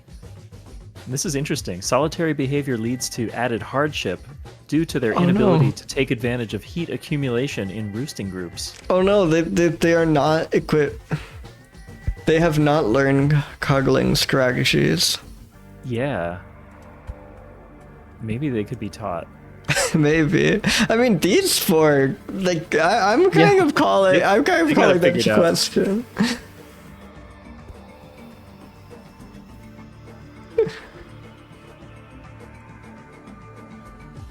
Yeah, agile, I think, similar. Again, we keep getting backs, so I don't know how much we can give it. They seem pretty agile to me. Yeah. And a bit less realistic. Like, the ears are just so, like, cartoonishly big, you know? You're like 147 or something. Mm-hmm. Pungent. Hard to say. I didn't see anything about odors. If they're just like living in rocks, that sounds a lot less. I don't know why, but that sounds like a more sterile habitat I than feel like most. it'd be at least below average. Yeah, I could see like 75 maybe. Sure. And yeah, again they fly. They can like 216. They seem a bit less turbulent than the last backs, I think.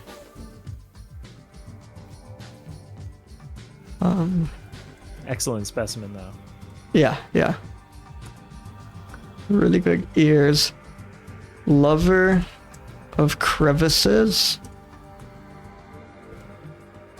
Sinkholes. Also, I love that they're in sinkholes. Mm-hmm. Agates. Also, I think that's good for Myotis vogus. Yeah. Fun name to say. Myotis.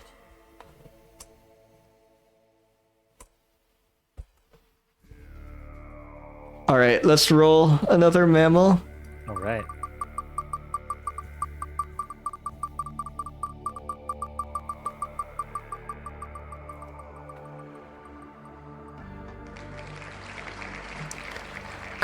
Cricetomys, kivuensis. Whoa, the giant pouched rat.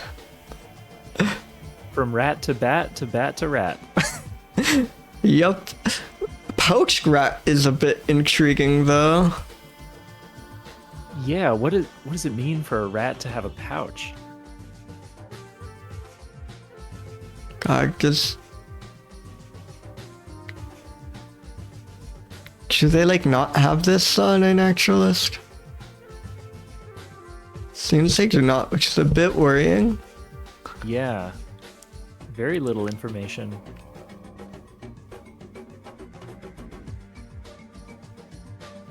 But GBIF does consider it a species, it seems.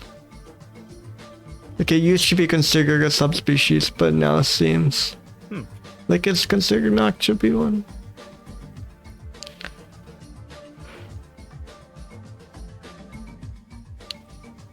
Oh, it seems to still be open whether it's a species or not.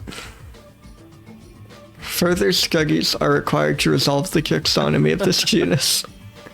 Interesting. It's rough. Do we at least have an illustration?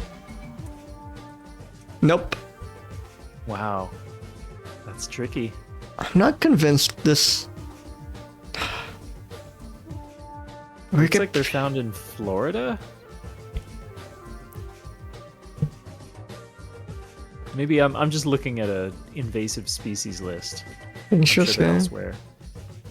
Yeah, I don't think that's the whole story. Yeah, GBIF seems to think they're like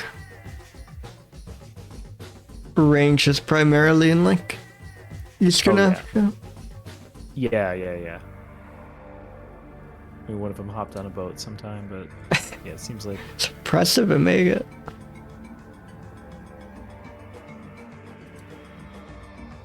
I love this one on a leash. Yeah, I was just looking at that. The caption for that one. Rodents of unusual size.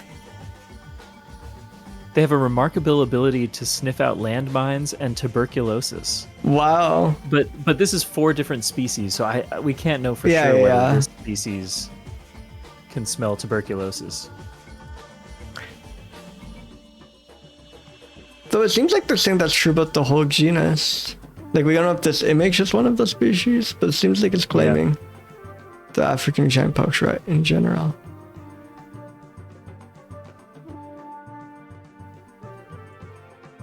I mean, that's pretty impressive. Yeah.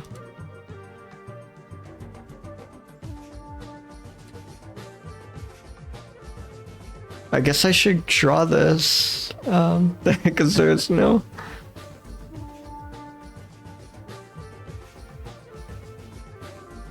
There's no information, it seems. I mean, there's no images, at least.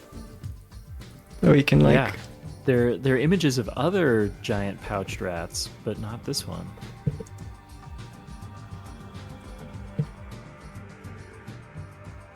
Oh, wait a second.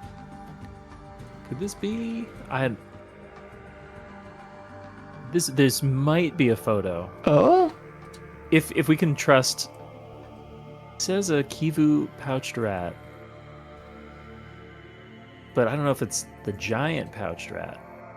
Well, the right there, species yeah. is right. Like, it gets Cricetomys. This is a National Pouch Rat Society. It doesn't get more authoritative than that. Pouchipedia. I wish there's image attribution. Maybe doesn't seem like there is though. But that's wonderful. I do not have to draw the Kivu giant pouch rat.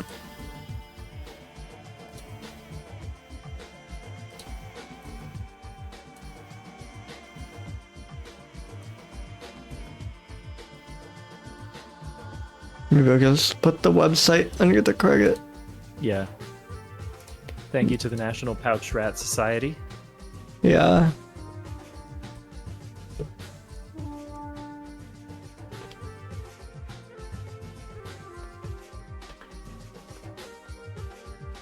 It kind of looks a bit less agile than most rats. Like, it's kind of too big. It looks a bit, like, clunky, you know? Mm-hmm. Well, also on that same page, they say that these are not true rats, and they're only distantly related to the rats we know Interesting. as Okay, rats. so what's going on with this taxonomy? What is this? I guess it's just... Oh yeah, climbing mice, rock mice, swamp mice. We've definitely had some climbing mice before. Oh.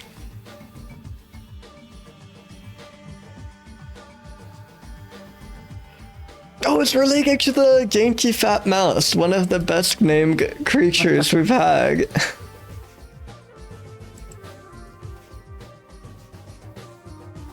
And the gregarious short-tailed rat. A lot of good named relatives that we've rolled. This thing feels a bit unrealistic to me. It's like so big, it's kind of strange looking. I'm thinking like 60s maybe? Sure.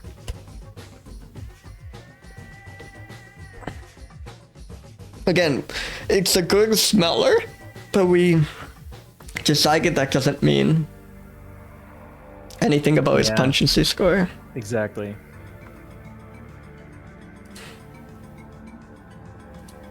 If we look back at the image, I don't know, it actually does look quite well groomed.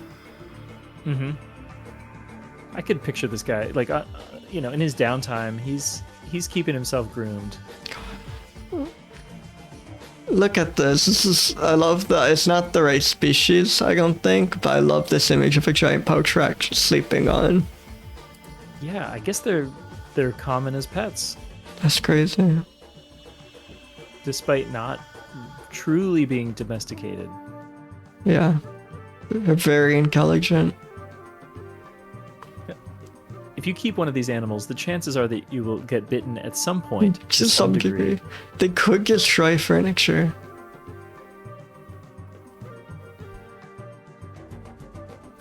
Once the bond between a rat and owner has been established, it needs to reinforce every day with extended periods of contact and play. That's wonderful. Yeah, I'm So you gonna gotta know what you're getting into. I'm gonna say like 82 pungency. It doesn't strike me as very pungent. Sure. Given that there's like you can domesticate them at all, and that the one where it's lounging, I'm gonna actually say these are not very turbulent, right? Yeah, I don't see a lot of turbulence. Yeah, kind of a low score for this one. Yeah. But again, I don't think that's necessarily a bad thing, Shige. Mm-hmm. So they can smell tuberculosis, and what's the other thing they could smell? Landmines. And landmines. That's a crazy combination. Not domesticated, but people keep them as pets nonetheless. Mm-hmm. Requires daily contact and play.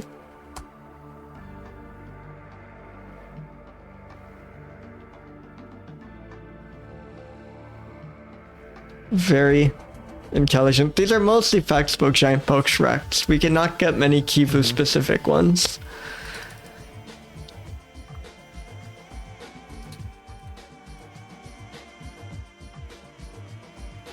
I think an ag break is coming up a bit too soon. Just got another review, so maybe I'll call it here and we'll during the take ad an ag break, break. if you want to learn more about Oh yeah, great their idea. sniffing training, you can read up a little bit on how they train them to sniff out tuberculosis and landmines. Oh, that's excellent. Yeah, great call. All right, I will see you all in a few minutes.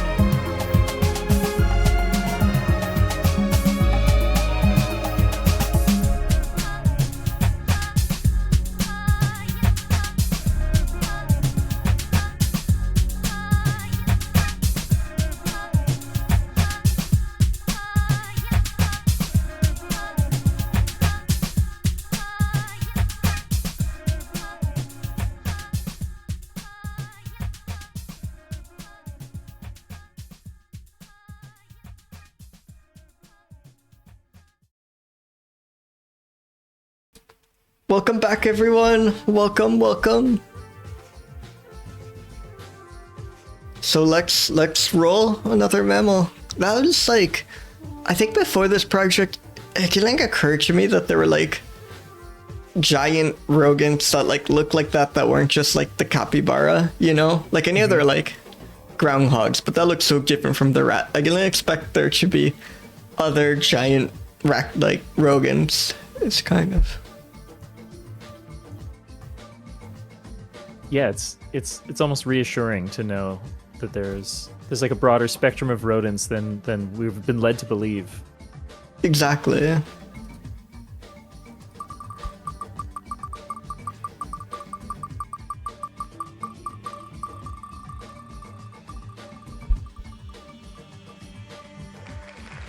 Ooh, Kerivoula, eriophora. When you have like a unique name like that, that's often a good sign. Or you get the woolly bat, the Ethiopian woolly bat. That can also happen.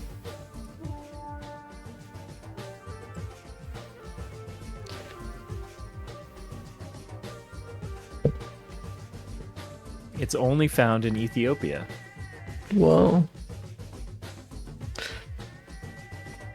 And it seems that's about all we know. No images.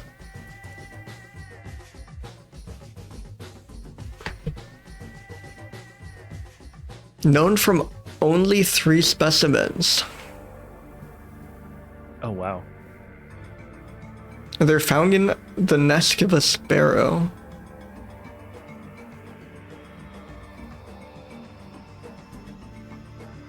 God, there is no information, as you could expect from like anything with only 3 specimens. All right, just copy paste from one of our other bats. Yeah, we've really been getting back. So I love how much dig efficient.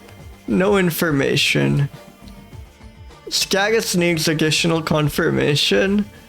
Not evaluating. Very poorly known. Very poorly known. Very poorly known. They're really just...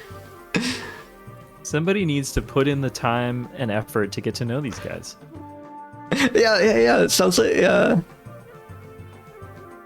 And someone needs to just give up themselves to the Ethiopian woolly bat. Also, yes, this definitely sounds like we have just found a new species of sparrow. I think that's the takeaway.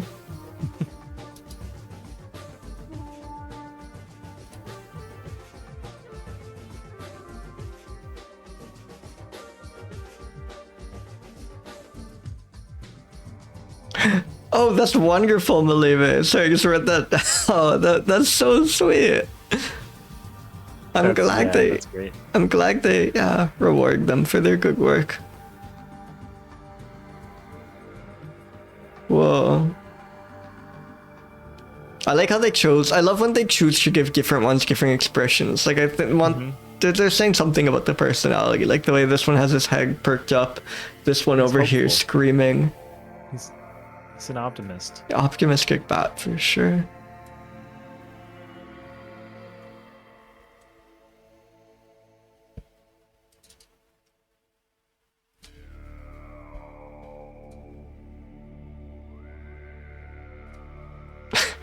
Yeah, I feel we kind of know the drill for these. Is there anything just from the illustration and the fact that it's described as woolly? Does that like influence its scores anywhere? I guess it looks maybe a bit cleaner than most of the bats we've had so far. So maybe less pungent.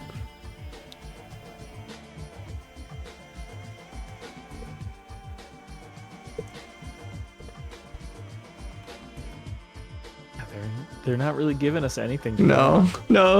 We just kind of, but we've reviewed so many bats, we can just kind of. I think I'm being harsh on its agility. I think we've been giving our backs higher. Sure.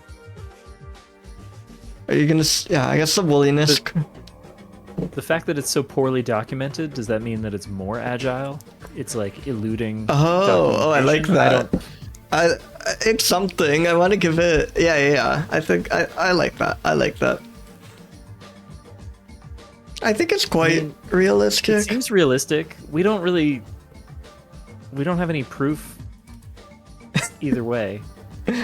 Yeah. I'm just putting numbers there. I think you're right. I think you got it spot on.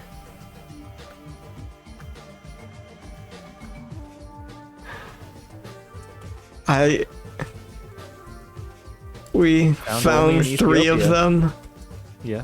in a sparrow's nest. We don't really know anything about these critters. Sorry. I think I'll just leave it there. Yep.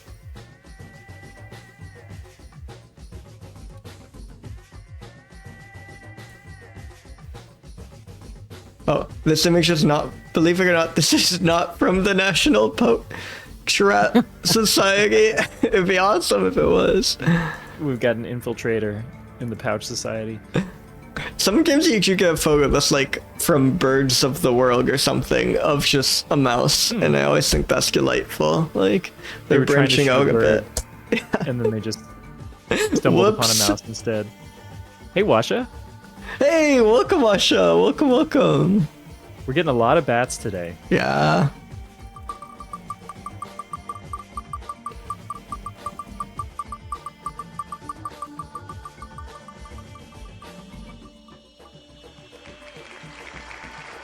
Micronycteris minuta. I love how they're just really emphasizing Micro? in the name Yeah. how small it is. I'm excited. Speaking of bats, would you believe? God, is that like Wait, the big-eared. Wait, they really tricked us there. What the hell? The white-bellied big-eared bat. That's a wonderful name. But yeah, micro minuta, and then the only size-related adjective in its name is big. It's like throwing me for a loop. At least we have some photos of this one. But if any part of my bag is going to be big, I want it to be the ears, you know? That is Yeah. always welcome. Oh, that's quite cute. I mean, there's only one. Yeah, that first photo is the only. Oh, Yeah. no. Okay, I'm bad at navigating iNaturalist. There are Oh, more. They're just buried behind a It's click. taken me forever to, like, learn that. Oh, this is a little cutie. I love that very, like, it has such a marshmallow shape to it. And I love that, like, yellow on it. There's a great close-up of its fingers, too. Oh yeah, check those out. Ah, a bit creepy. You know.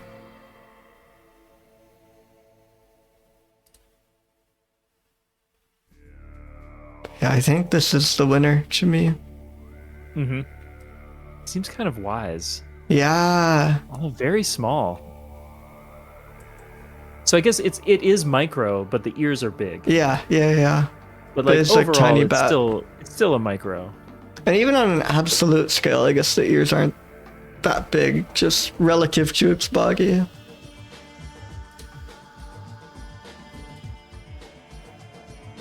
So I will say the other bat had much bigger ears. I think that set up unrealistic expectations for ear size for me. So its belly is kind of yellow. I don't know if I agree that this is a white-bellied bat. Maybe he's been rolling around in some pollen or something. Maybe.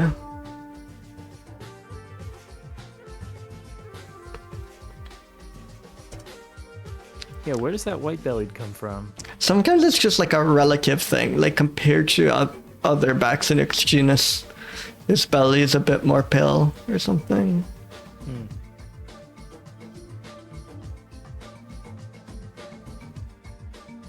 It has been recorded roosting with greater sack-winged bats, little big-eared bats, another wonderful name, and a few more.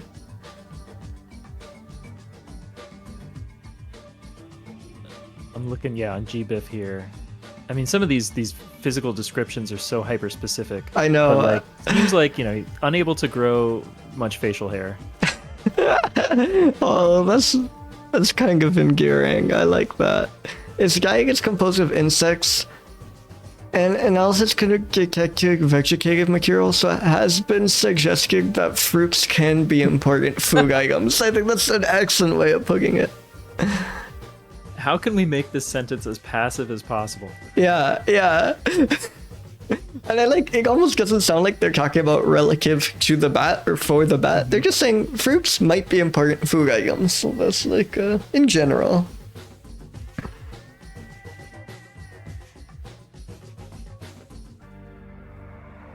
I like a ton of information.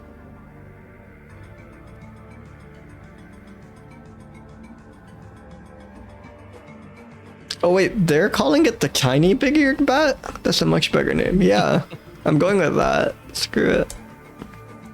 Tiny big ear, yeah. I like that. Especially when there's also the little big-eared bat as a different species.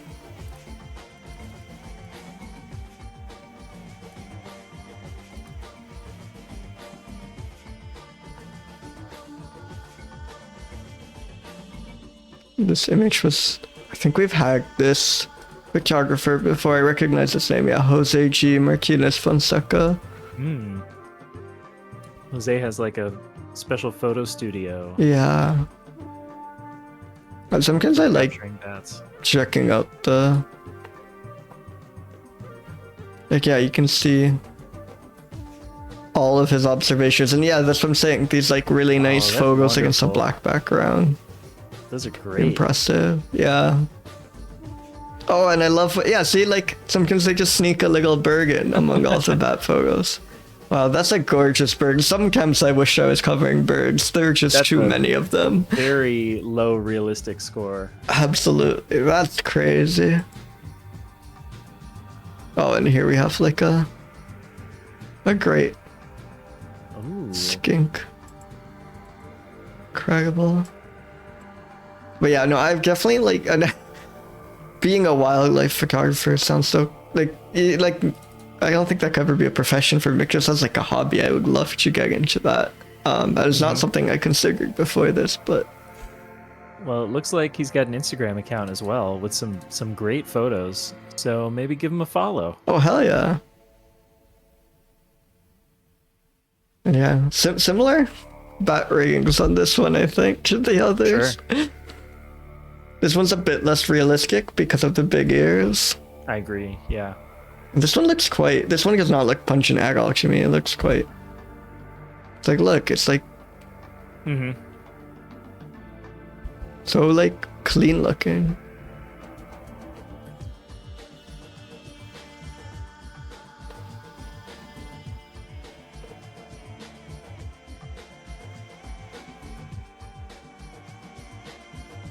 Oh wow, yeah, okay. I'll just say I put a link to his website as well, and he's got a whole gallery of bat photography that is like quite extensive, and you can buy photos directly. So I might be looking Oh, into that's this later. awesome. These are really good.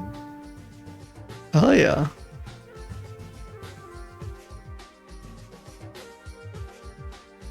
It has been suggested that fruits are important food items.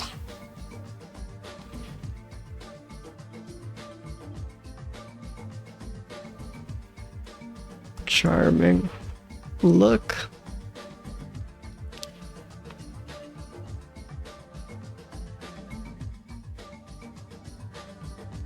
Oh yeah, and it is friends with the little big-eared bat. I think it's great that the tiny big-eared bat hangs out with the little big-eared bat.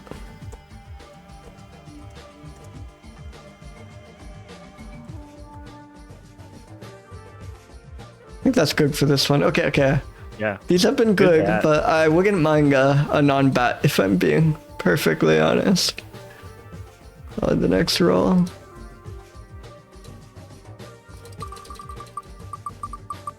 At least they've been good bats. Mm-hmm.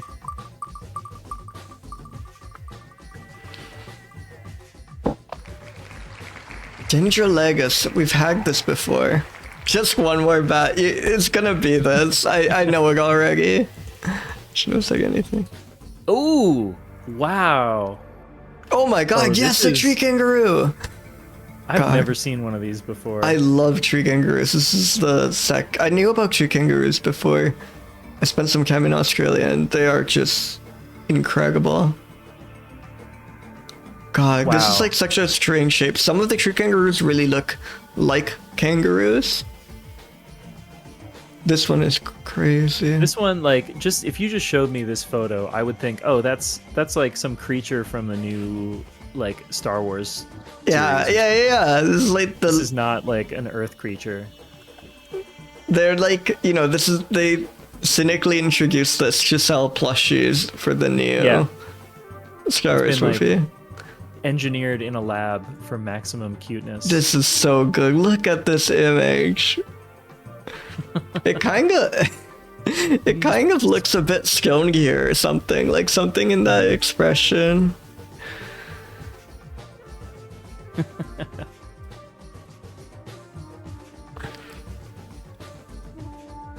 Unfortunately, hunting for meat. Oh, who would do that? Come on. Really good roll though. Love a tree kangaroo. Oh my god, look at these images. Let me just... Yeah, not a lot of images, but oh, I see. Yeah, that cannot They help introduced much. the lower quality. Yeah, like this one. I guess that's split across too. God, I still think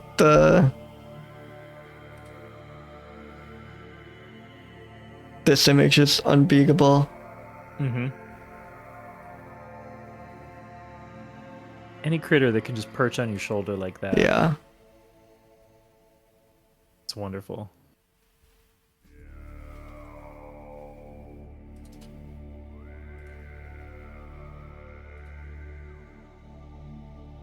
So we were talking like agile. This guy seems a little less agile. than Yeah, it kind of A has lot that of the like creatures we've seen so far. chunky build to it. Kind of has like it looks like it just kind of hangs out, you know? Mm-hmm. And yeah, I think it's built for power, not agility. It looks like it packs a punch. One of the largest tree kangaroos.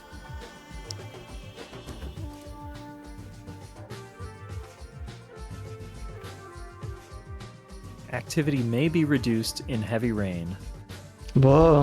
according to GBIF. I mean, sure, isn't that Yeah, I feel that's many kind of of us? the default.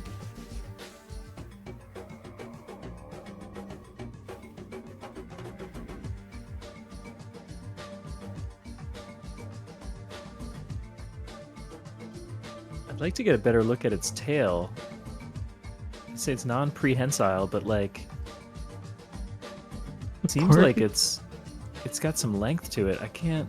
Maybe that's other species of tree kangaroos that I'm seeing. Yeah, there is like a specimen here. Seems to be decently long. Yeah. But I guess like you sometimes just use that for balance. And maybe you don't think it should be prehensile in that case.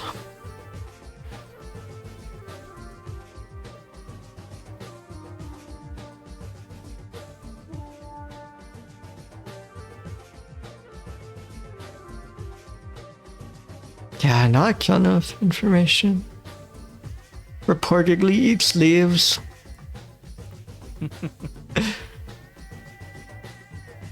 I love tree kangaroos. That's a wonderful role.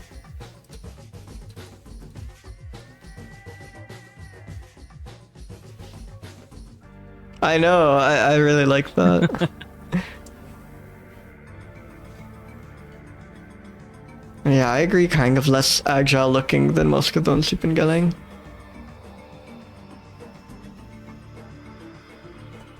If it eats leaves, then the whole forest is its salad.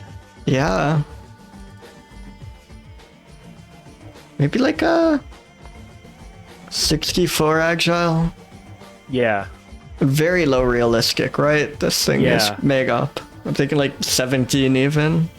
Sure. She doesn't seem bothered by the smell in that image. So I'm thinking low pungency. Mm-hmm.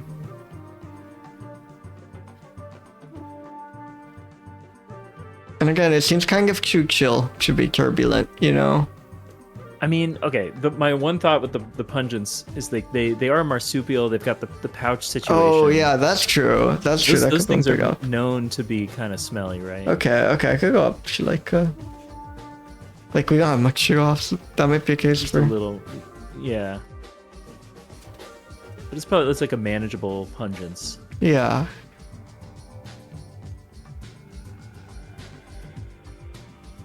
I'm not seeing a lot of turbulence either. Like, it does just seem kind of chill, and I don't see any reason to go against it, I would say. yeah. 39. Mm-hmm.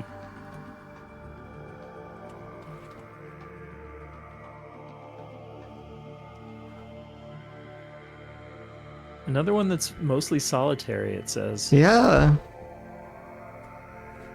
I like that they describe as having a bear-like build. I see what they mean. It does have some there.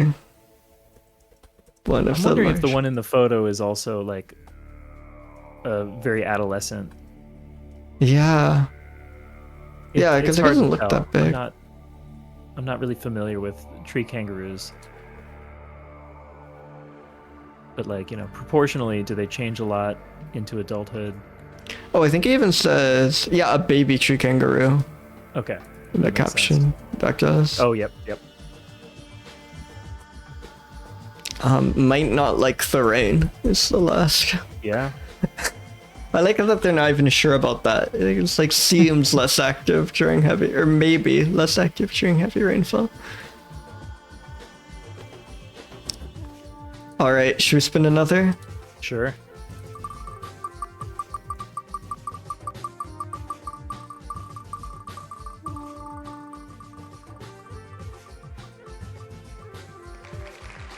Oh, a gazelle. Whoa. Holy shit. The Arabian gazelle. Beautiful creature. God, wow. Are we like... There were not many gazelles I remember, and we got gazelle. I guess there are a few. No, these are... Yeah. God. What a awesome creature.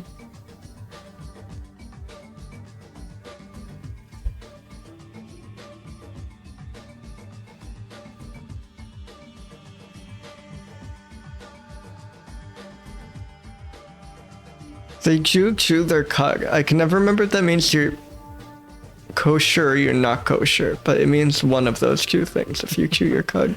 Oh, I have no idea. Also, am I seeing this right? They produce antibodies to toxoplasmosis. Whoa. Oh yeah. They're like well equipped to handle cats. But conversely, they contract gastrointestinal diseases. Oh no. It's like, well, okay, what is that a common cause of mortality? Seems wolves are their main enemy. Aside from humans.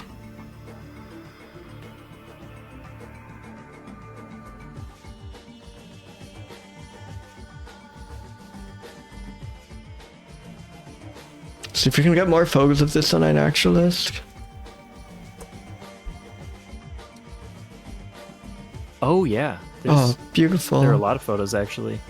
I love the one of it leaping like this. Like, oh wow, that is agile.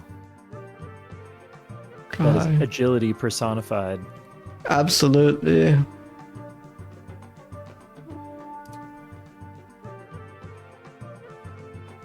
I really like this image too.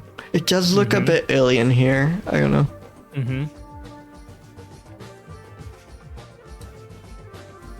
A lot of these like antelopes, gazelles, like those ungulates, they just, if you look closely at their faces, it's just something kind of odd about them.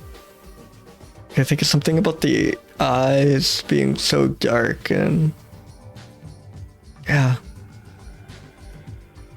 Oh, good point. The gastrointestinal issues might point towards pungency.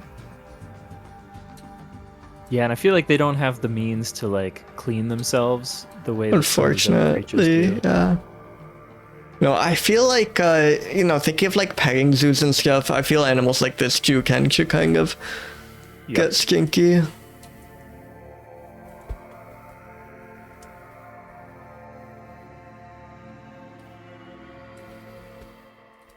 Wow, I'm still scrolling. There are so many photos. Yeah.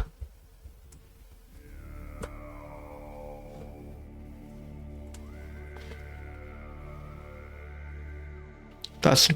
God, there really are. I mean, how could you not take a photograph if you saw one of these? Oh, look at that. This is like a portrait. Wow. Oh, I wonder what happened to that. Is that Yeah. the one I horn was like... feel like I've seen this kind of thing on like...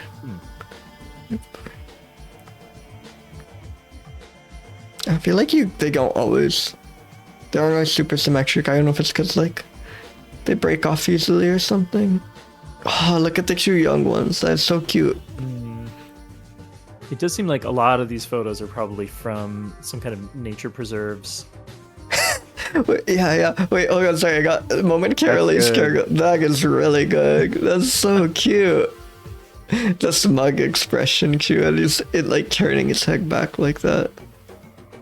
I'm a big fan of the Arabian gazelle.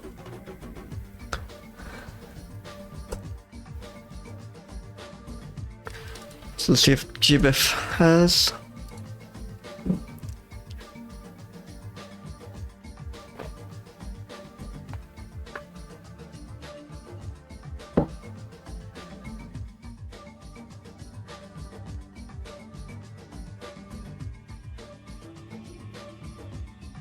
Whoa, wait, they're getting...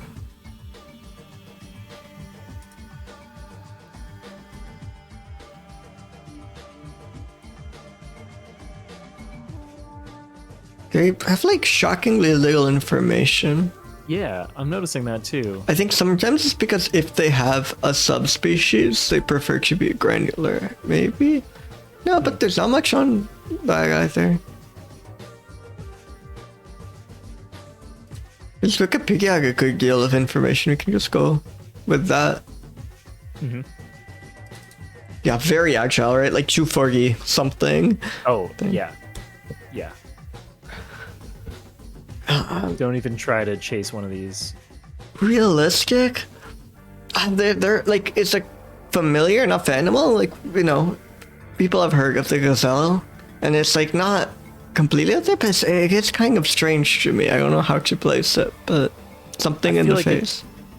Yeah, like maybe a little below 100 or just above 100. Yeah, like yeah. I like that. I could do like a 103 maybe. Mm-hmm. Yeah, I think it is quite pungent. Like I'm thinking low 200s, maybe a 210. Yeah. That seems right.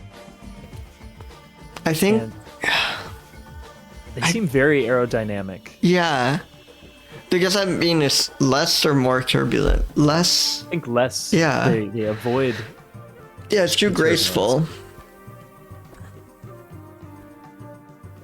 They're just gliding through the air. Yeah.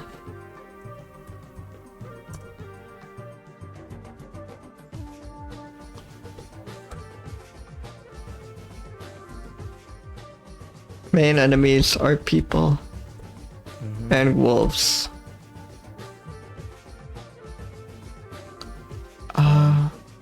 They produce antibodies for toxic. Oh yeah. I think that's notable. Armed against toxoplasmosis, but not so against gastrointestinal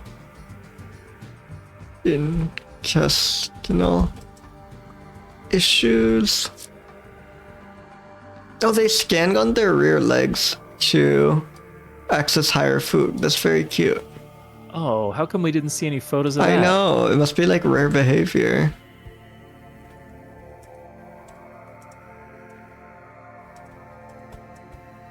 Yeah, that sounds extremely cute. Wonderful.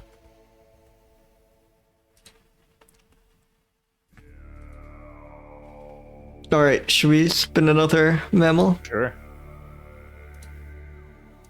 Oh man, we're nearing up on that 20 mark. This would be, if we count that extra one, number 18. Okay. Oh, we can get there. Absolutely. Platyrrhinus. Ooh, okay. Rhine is like nose, I'm pretty sure. Like rhinoplasty. Yes, the Gregor Brognos bat. Of course. That is like a shocking portrait. That is a crazy looking Oh, yeah. image. That's like a, have you seen this man? It is. This is on a wonking poster. Or yeah, that like... Do we have any actual photos of it? iNaturalist looks Oh, looks wow. like there's a plethora, including, are these our buddy? Yeah. Oh no, a different. I'm sorry, this is a different photographer. Very similar studio lighting. Oh, for yeah. somebody. What? This one just, it looks like a little rhinoceros or something. Yeah. In the image I just linked.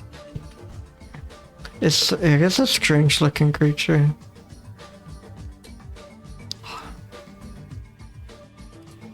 Oh my god, yeah, it also looks like completely gear in the headlights, like very shocked to have this bright light pointy gadget. I love This this is one where it's definitely- like on the clothesline. Oh, that's adorable. This is one of the more unique bats. I think I've Yeah, ever seen. yeah. This, I think, it's a lower realistic score because it's just kind of strange looking. This image of smiling is good. This is quite. Oh yeah, extremely gruff. Yeah. Yep, I was just looking at that Yeah, same photo. yeah. Man. Maybe I'll go with this photo. I didn't see this one at first, but eating the fruit is lovely.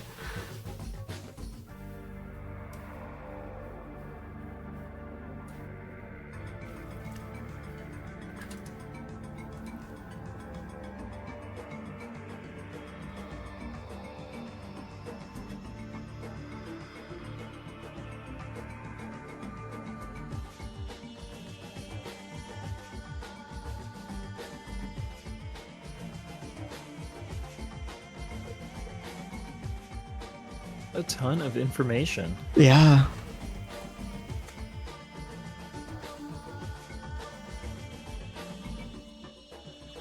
I'm looking forward to seeing what Keepeth has to say. This was the what brag face bat? The Gregor brag nose bat. That's right. It is frugivorous, Yes. which is a term that I don't think I've heard before. Oh, I've heard it for a few backs. It's a fruit eater. I think folivore is leaf eater. Of course, you have insectivore. There are a lot more. Yeah, I love these. It's good because bats love figs. Is a big takeaway. Does it mention figs here? Because when it mentions specific fruits, they're almost always figs.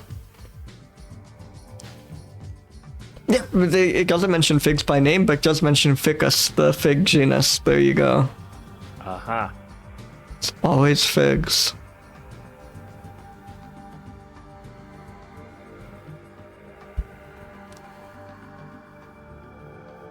Ah, and it's friendly. It does like roost alongside Jeffroy's tailless bat. Ah, yeah, again, the hyper-specific habitats. It roosts under roots on canyon walls and stream banks.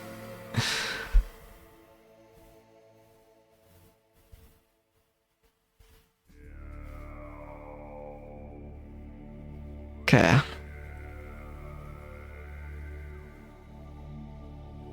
But yeah, I'm not seeing, apart from the unique appearance, I'm not seeing too much that's that different from a lot of the other bats. we've Yeah, seen. yeah. Behaviorally is us.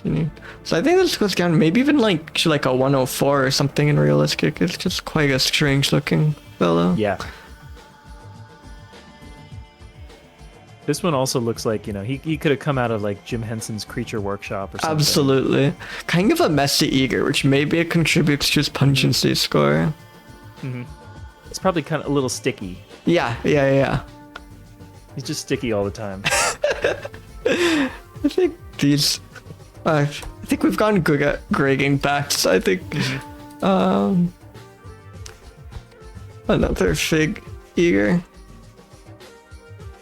Another fig eater. I can't mean it like that, but it really sounds like roosts under roots on canyon walls. Look at it munching.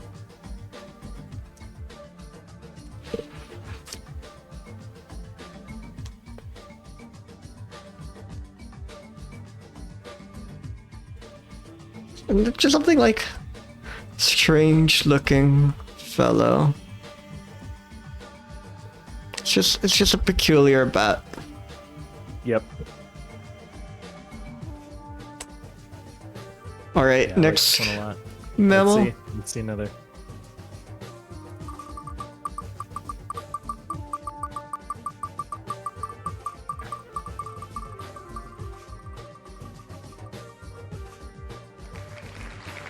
Oh, another thing named after Shortridge. Shortridge had so many. And we've had Pseudomys before. Is Shortridge a researcher? Or a location? It's a person, yeah, Guy Shortridge. I think one of these, like, old, potentially problematic British explorers.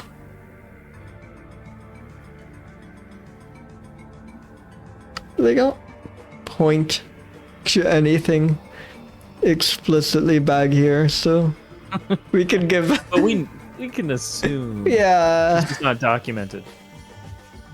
The heath mouse.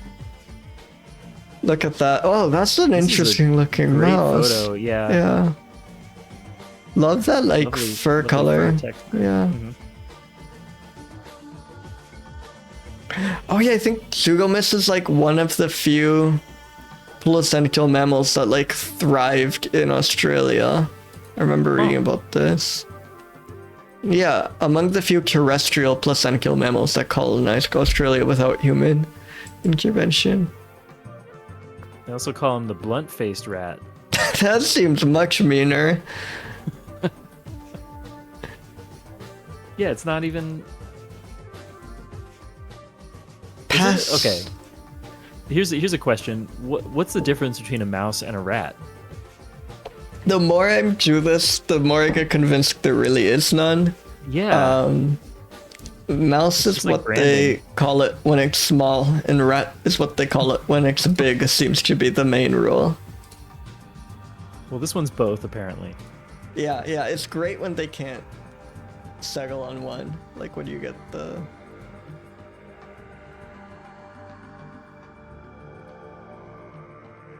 Yeah, when you get the split on what it is.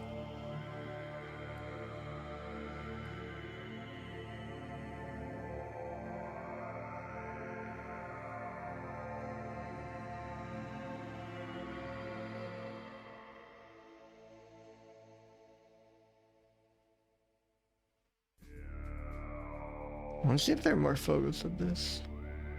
iNaturalist has, well, it's got a few, but they're mostly in cages and little nets. Oh no. But this is... Oh yeah. But there are a few. Oh, it looks it's so fun. This poor guy in this little... This is like what you buy tangerines in, you know? Yeah. This one's quite good. It looks ready to fight. That's a cute creature. Yeah. Do you think the Wikipedia one might be the best, but it's neat seeing the variety.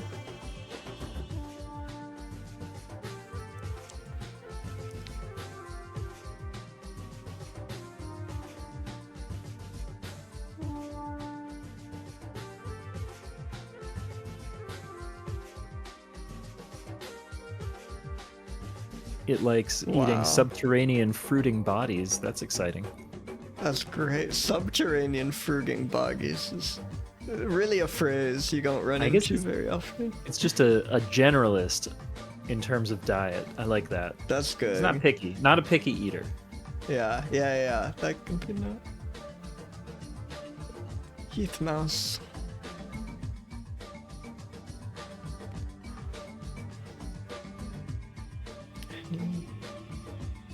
Any like notes that point towards it being?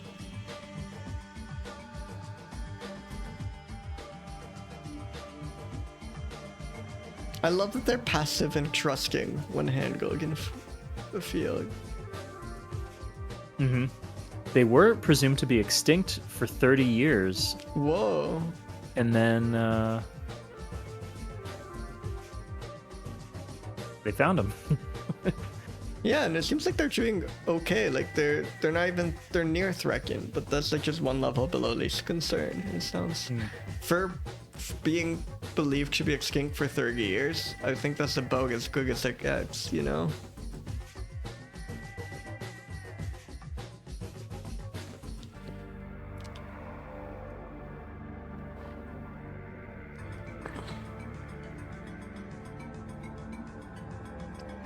Again, I love the specificity.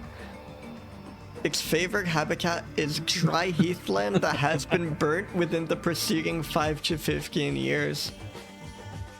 Or loamy soils that have not been burnt for at least 30 years. I prefer my loamy soils to be unburnt. I don't mind giving like 20 years ago burnt. I think that's the ideal.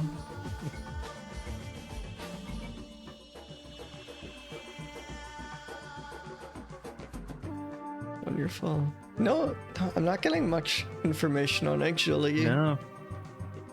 It looks agile, but maybe a bit less agile than the other racks we've been getting. Mm-hmm.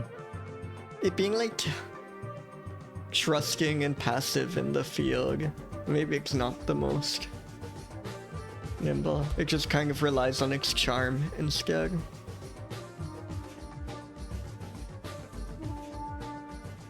And I think like fairly realistic, but Yeah. not as realistic as the other like racks because it's a bit stranger. I agree.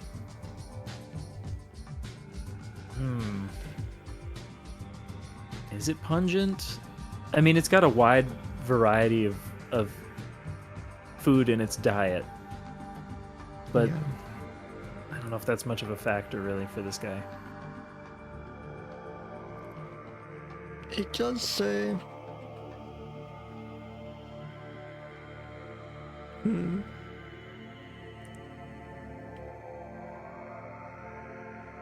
It's like another burrowing creature, like in us underground, right? Yeah, they shelter in a Shallow nest built in shallow burrows. I think that under dense contributes ground to cover. smelliness Sure. a bit. It's almost like a aromatic camouflage. Yeah. And the passiveness makes me think it's not very turbulent. Like they Oh, just yeah. kind of trust you. Definitely.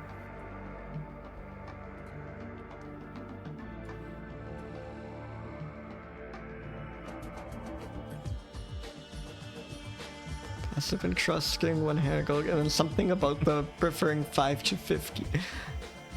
Yeah, prefers dry heathland that has been burned. Well, it is the Heath mouse. That's true. In the preceding 5 to 15 years. Or loamy soils that have not been burnt in the preceding 30 years. At least 30 years. Yeah, I mean, yeah. You got a cooling period. Dietary generalist, it sounded like. Yeah. Hell yeah, Heath mouse.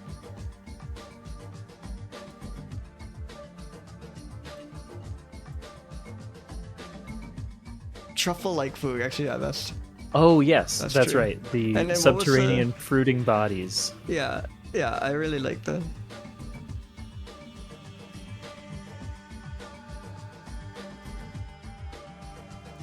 I mean, I assume that's just some kind of fungus. Yeah, there's a very...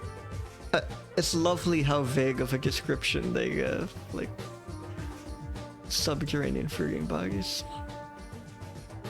Be a good band name. That's true. That's really good. Subterranean fruiting bodies. Alright, are you ready for Mammal 20? If you count I'm ready. Double roll. Let's hope we end gig on a good one. Yeah. Come on, big money. Meriones? Meridianus. Fun to say. Kind of promising name, maybe?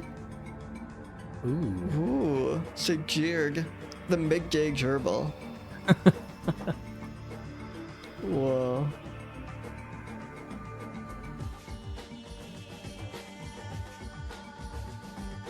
I hope we can get like images it. of this. Nothing on iNaturalist.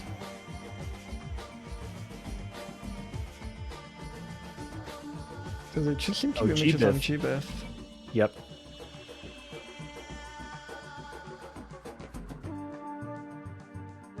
Oh, there's a yes. lot on here. Oh my gosh. Some really cute ones. Beautiful little tail. Oh wow. Oh my. Really cute. Make a good pet. Oh, look at hanging out in this burrow. I like the one of there's one where it's like standing up on its back legs. Oh, look at that. Very ball leg. Wow, it's so spherical, it's so rotund. Oh, I think I was looking at the wrong subspecies. That's why. Yeah, iNaturalist has like weird duplicate looking I pages see now. sometimes. It's-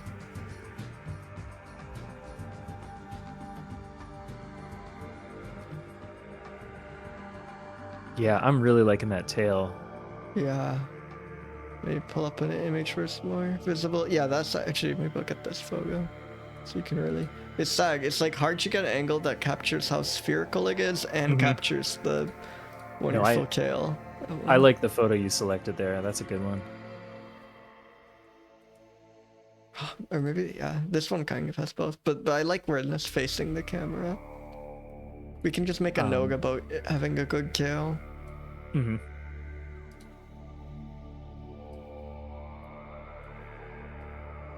This image was Rob Hutchinson, I believe. Yeah, very gerbil-esque. Again, I really hope we hit that adjective soon. That was a great addition. It does not look agile. I don't want to be mean, but those tiny limbs, you know. Mm-hmm. I mean, it could scurry, but it's definitely less agile than I think a lot of the other Rodents, mice or yeah. rats we've seen. Yeah. Yeah, this like relative to this.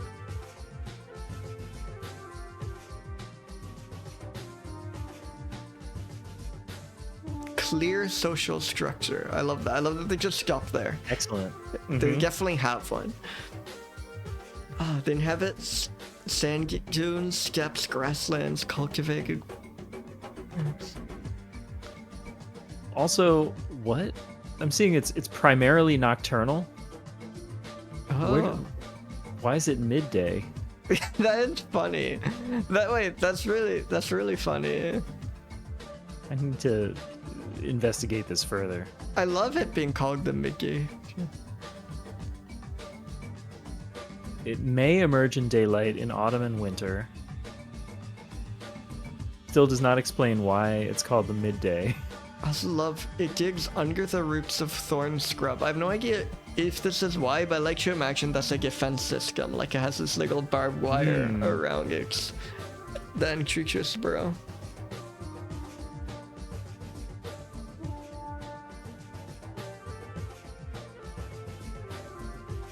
Yeah, it's resourceful. Hey, welcome in Hoborg. Welcome. Yeah. Maybe exactly. Maybe that's just his favorite time of day. That's one Exagus peak.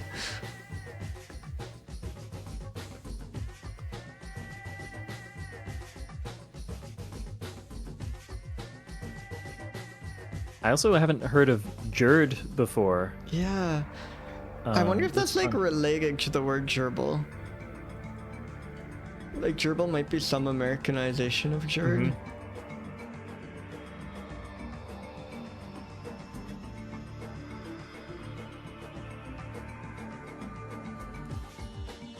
Oh, maybe gerbil and gerboa.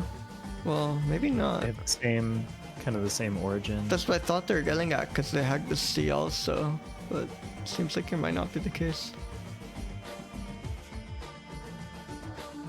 Yeah, maybe this one's just a bit more midday than the other one.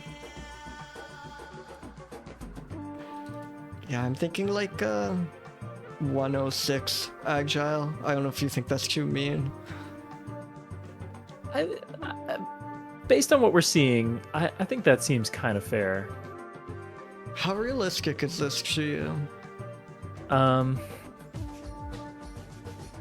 Ooh, it's like somewhere in maybe a little closer to like 150, a little less realistic. Yeah. I could even go a bit lower than that, like maybe high. Yeah. Chimig 140. It's like, oh, well, Sure. There we go. Turbulent. How much information on like their movement? But they seem, again, they seem like they're just kind of peaceful and calm, right? Just hide away in their burrows. I'm thinking they're not turbulent. Oh, and I skipped pungent. So we're talking about burrowing, but the fact that they burrow in sand, that does not strike me as nearly as pungent as if they burrow in soil, you know? Yeah, I agree. Being in an arid environment maybe helps to mitigate some of the stink. Yeah, I think like... Yeah, I was gonna say under 100. That seems right. And they don't seem very turbulent either. That seems about right to me. Yeah, I'd be good with that.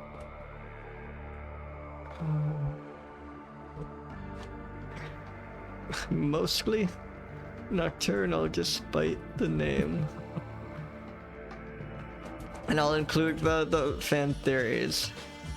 Maybe they're just a little less nocturnal than other jerks. Maybe it's because they thrive while sleeping. Very rotund. Good tail. Anything we want to add? The tail was going to be my call out. That's just it's a good tail. Clear social structures, I guess, was another thing. Oh, that's right. That's a pretty good roll. Would you want to call it there for mammals? Yeah, unless you think we could squeeze in one more. But I just don't know if I want to. I feel this is a pretty good one. Yeah, I like think you're right. Gauge a lot. So do you have you're right. anything to plug? Do you know what you're gonna be streaming anytime soon? Let me. Oh man, shout you out. I don't have any real structure or a schedule right now, but I play a lot of shmups these days. Yeah. Someday I'll play some things other than shmups. But I've been seeing you've been like kind of exploring some indie ones recently. It seems. Yeah, there's a Steam sale happening right now, so like it's a great time to pick up a bunch of great shmups on sale or other games. And I've been starting to do more art streams too. I'm hoping to do more of that live because it's so much fun, like drawing with an audience. Hey, Bachelor. Hey, welcome, Bachelor. And no, thank you so much for joining me. Because you check out Girk's stream if you haven't already. It's a really fun time. A lot of like creativity in the layout and interact. I strongly recommend it. Thank you so much for joining me. This is such a delight. Thanks for having me. I've learned so much. We saw some really great creatures. We had a lot of good rolls today. I was really happy with these. I'm so thrilled. So thank you all in the audience for being here. Yeah, thank you so much for joining us.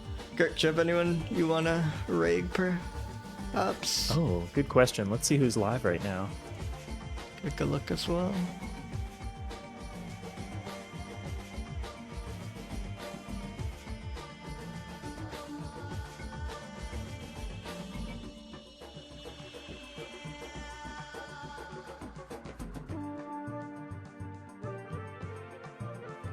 Yeah, thank you all for coming. Let's see. Neo Antoine is playing what looks like Mario 2 Japan Lost Levels, I think. Ooh, That could be interesting. I'd be in. He's an incredibly skilled gamer. One of the most talented shmuppers I've ever seen. I've definitely seen his like name in chats before. I don't think I even fully knew he streamed. That's wonderful. I'll send us there. Thank you all so Neo much Antoine. again for joining. Yeah, thanks everybody. Have a great night.